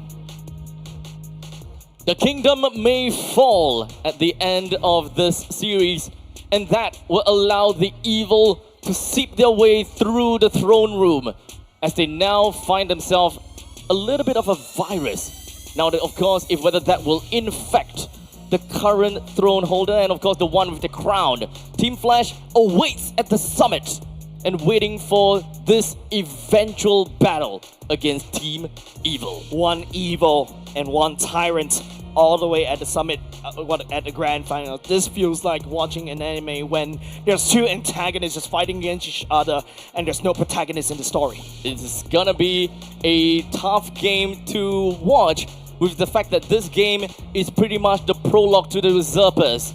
And we are gonna be unlocking that part of the chapter very soon between Team Evil versus Team Flash SG. We're gonna be passing the time over to Suki, as we believe that we have a little bit of an interview to round up this entire series. Suki, up to you. All right, thank you, casters. And here I have Aether from Team Evil, the game-changing jungler that we've seen in such a crazy series just now. Aether, it is your rookie season here in MPL Singapore Season 10. How are you feeling? I think I feel a bit happy because I can go to grand final now. And of course, our goal is to be champion, so we don't so much happy here because we must to focusing on the next game. All right, thank you so much. On the day 1 of playoffs, Gear did mention that having a coach has helped you guys improve your team fight potential, get you guys really into the mental state of, you know, doing well and taking away the series, right? So maybe you can share a little bit about another member of your team who you think has been very important in your growth this season, and you can maybe say some nice things about them. I think powerful because he is so focusing to be champion this season, so he try hard and make us so encouraged also to hard work, and so we can do it now. Right, so powerful once again as the heart of Team Evil. Flash has sent you guys into the lower brackets in the playoffs already. Is there anything that you managed to prepare? You know, do you think it was a strategy issue, or do you think it's more about mental fortitude? Maybe you can share a little bit about how your team prepared for the grand finals. I think we just focusing step by step. So next game we will, I don't know, I can say it in this live. So we just focusing on the next game and improve from the game yesterday and review it. So we can, I think we can do better now. Thank you so much, Aether. Couldn't manage to get any secret strats for you guys. But we are going to go for a break until next game. But before we go to a break, just a reminder, there is an IT lucky draw coming up real soon. And in fact, right after this, we're also going to have the cosplay challenge. So whoever is here at Centrepoint, please hang around. There's so much more action, there's so many more things to do. For the rest of you guys at home, we'll see you guys at the grand finals.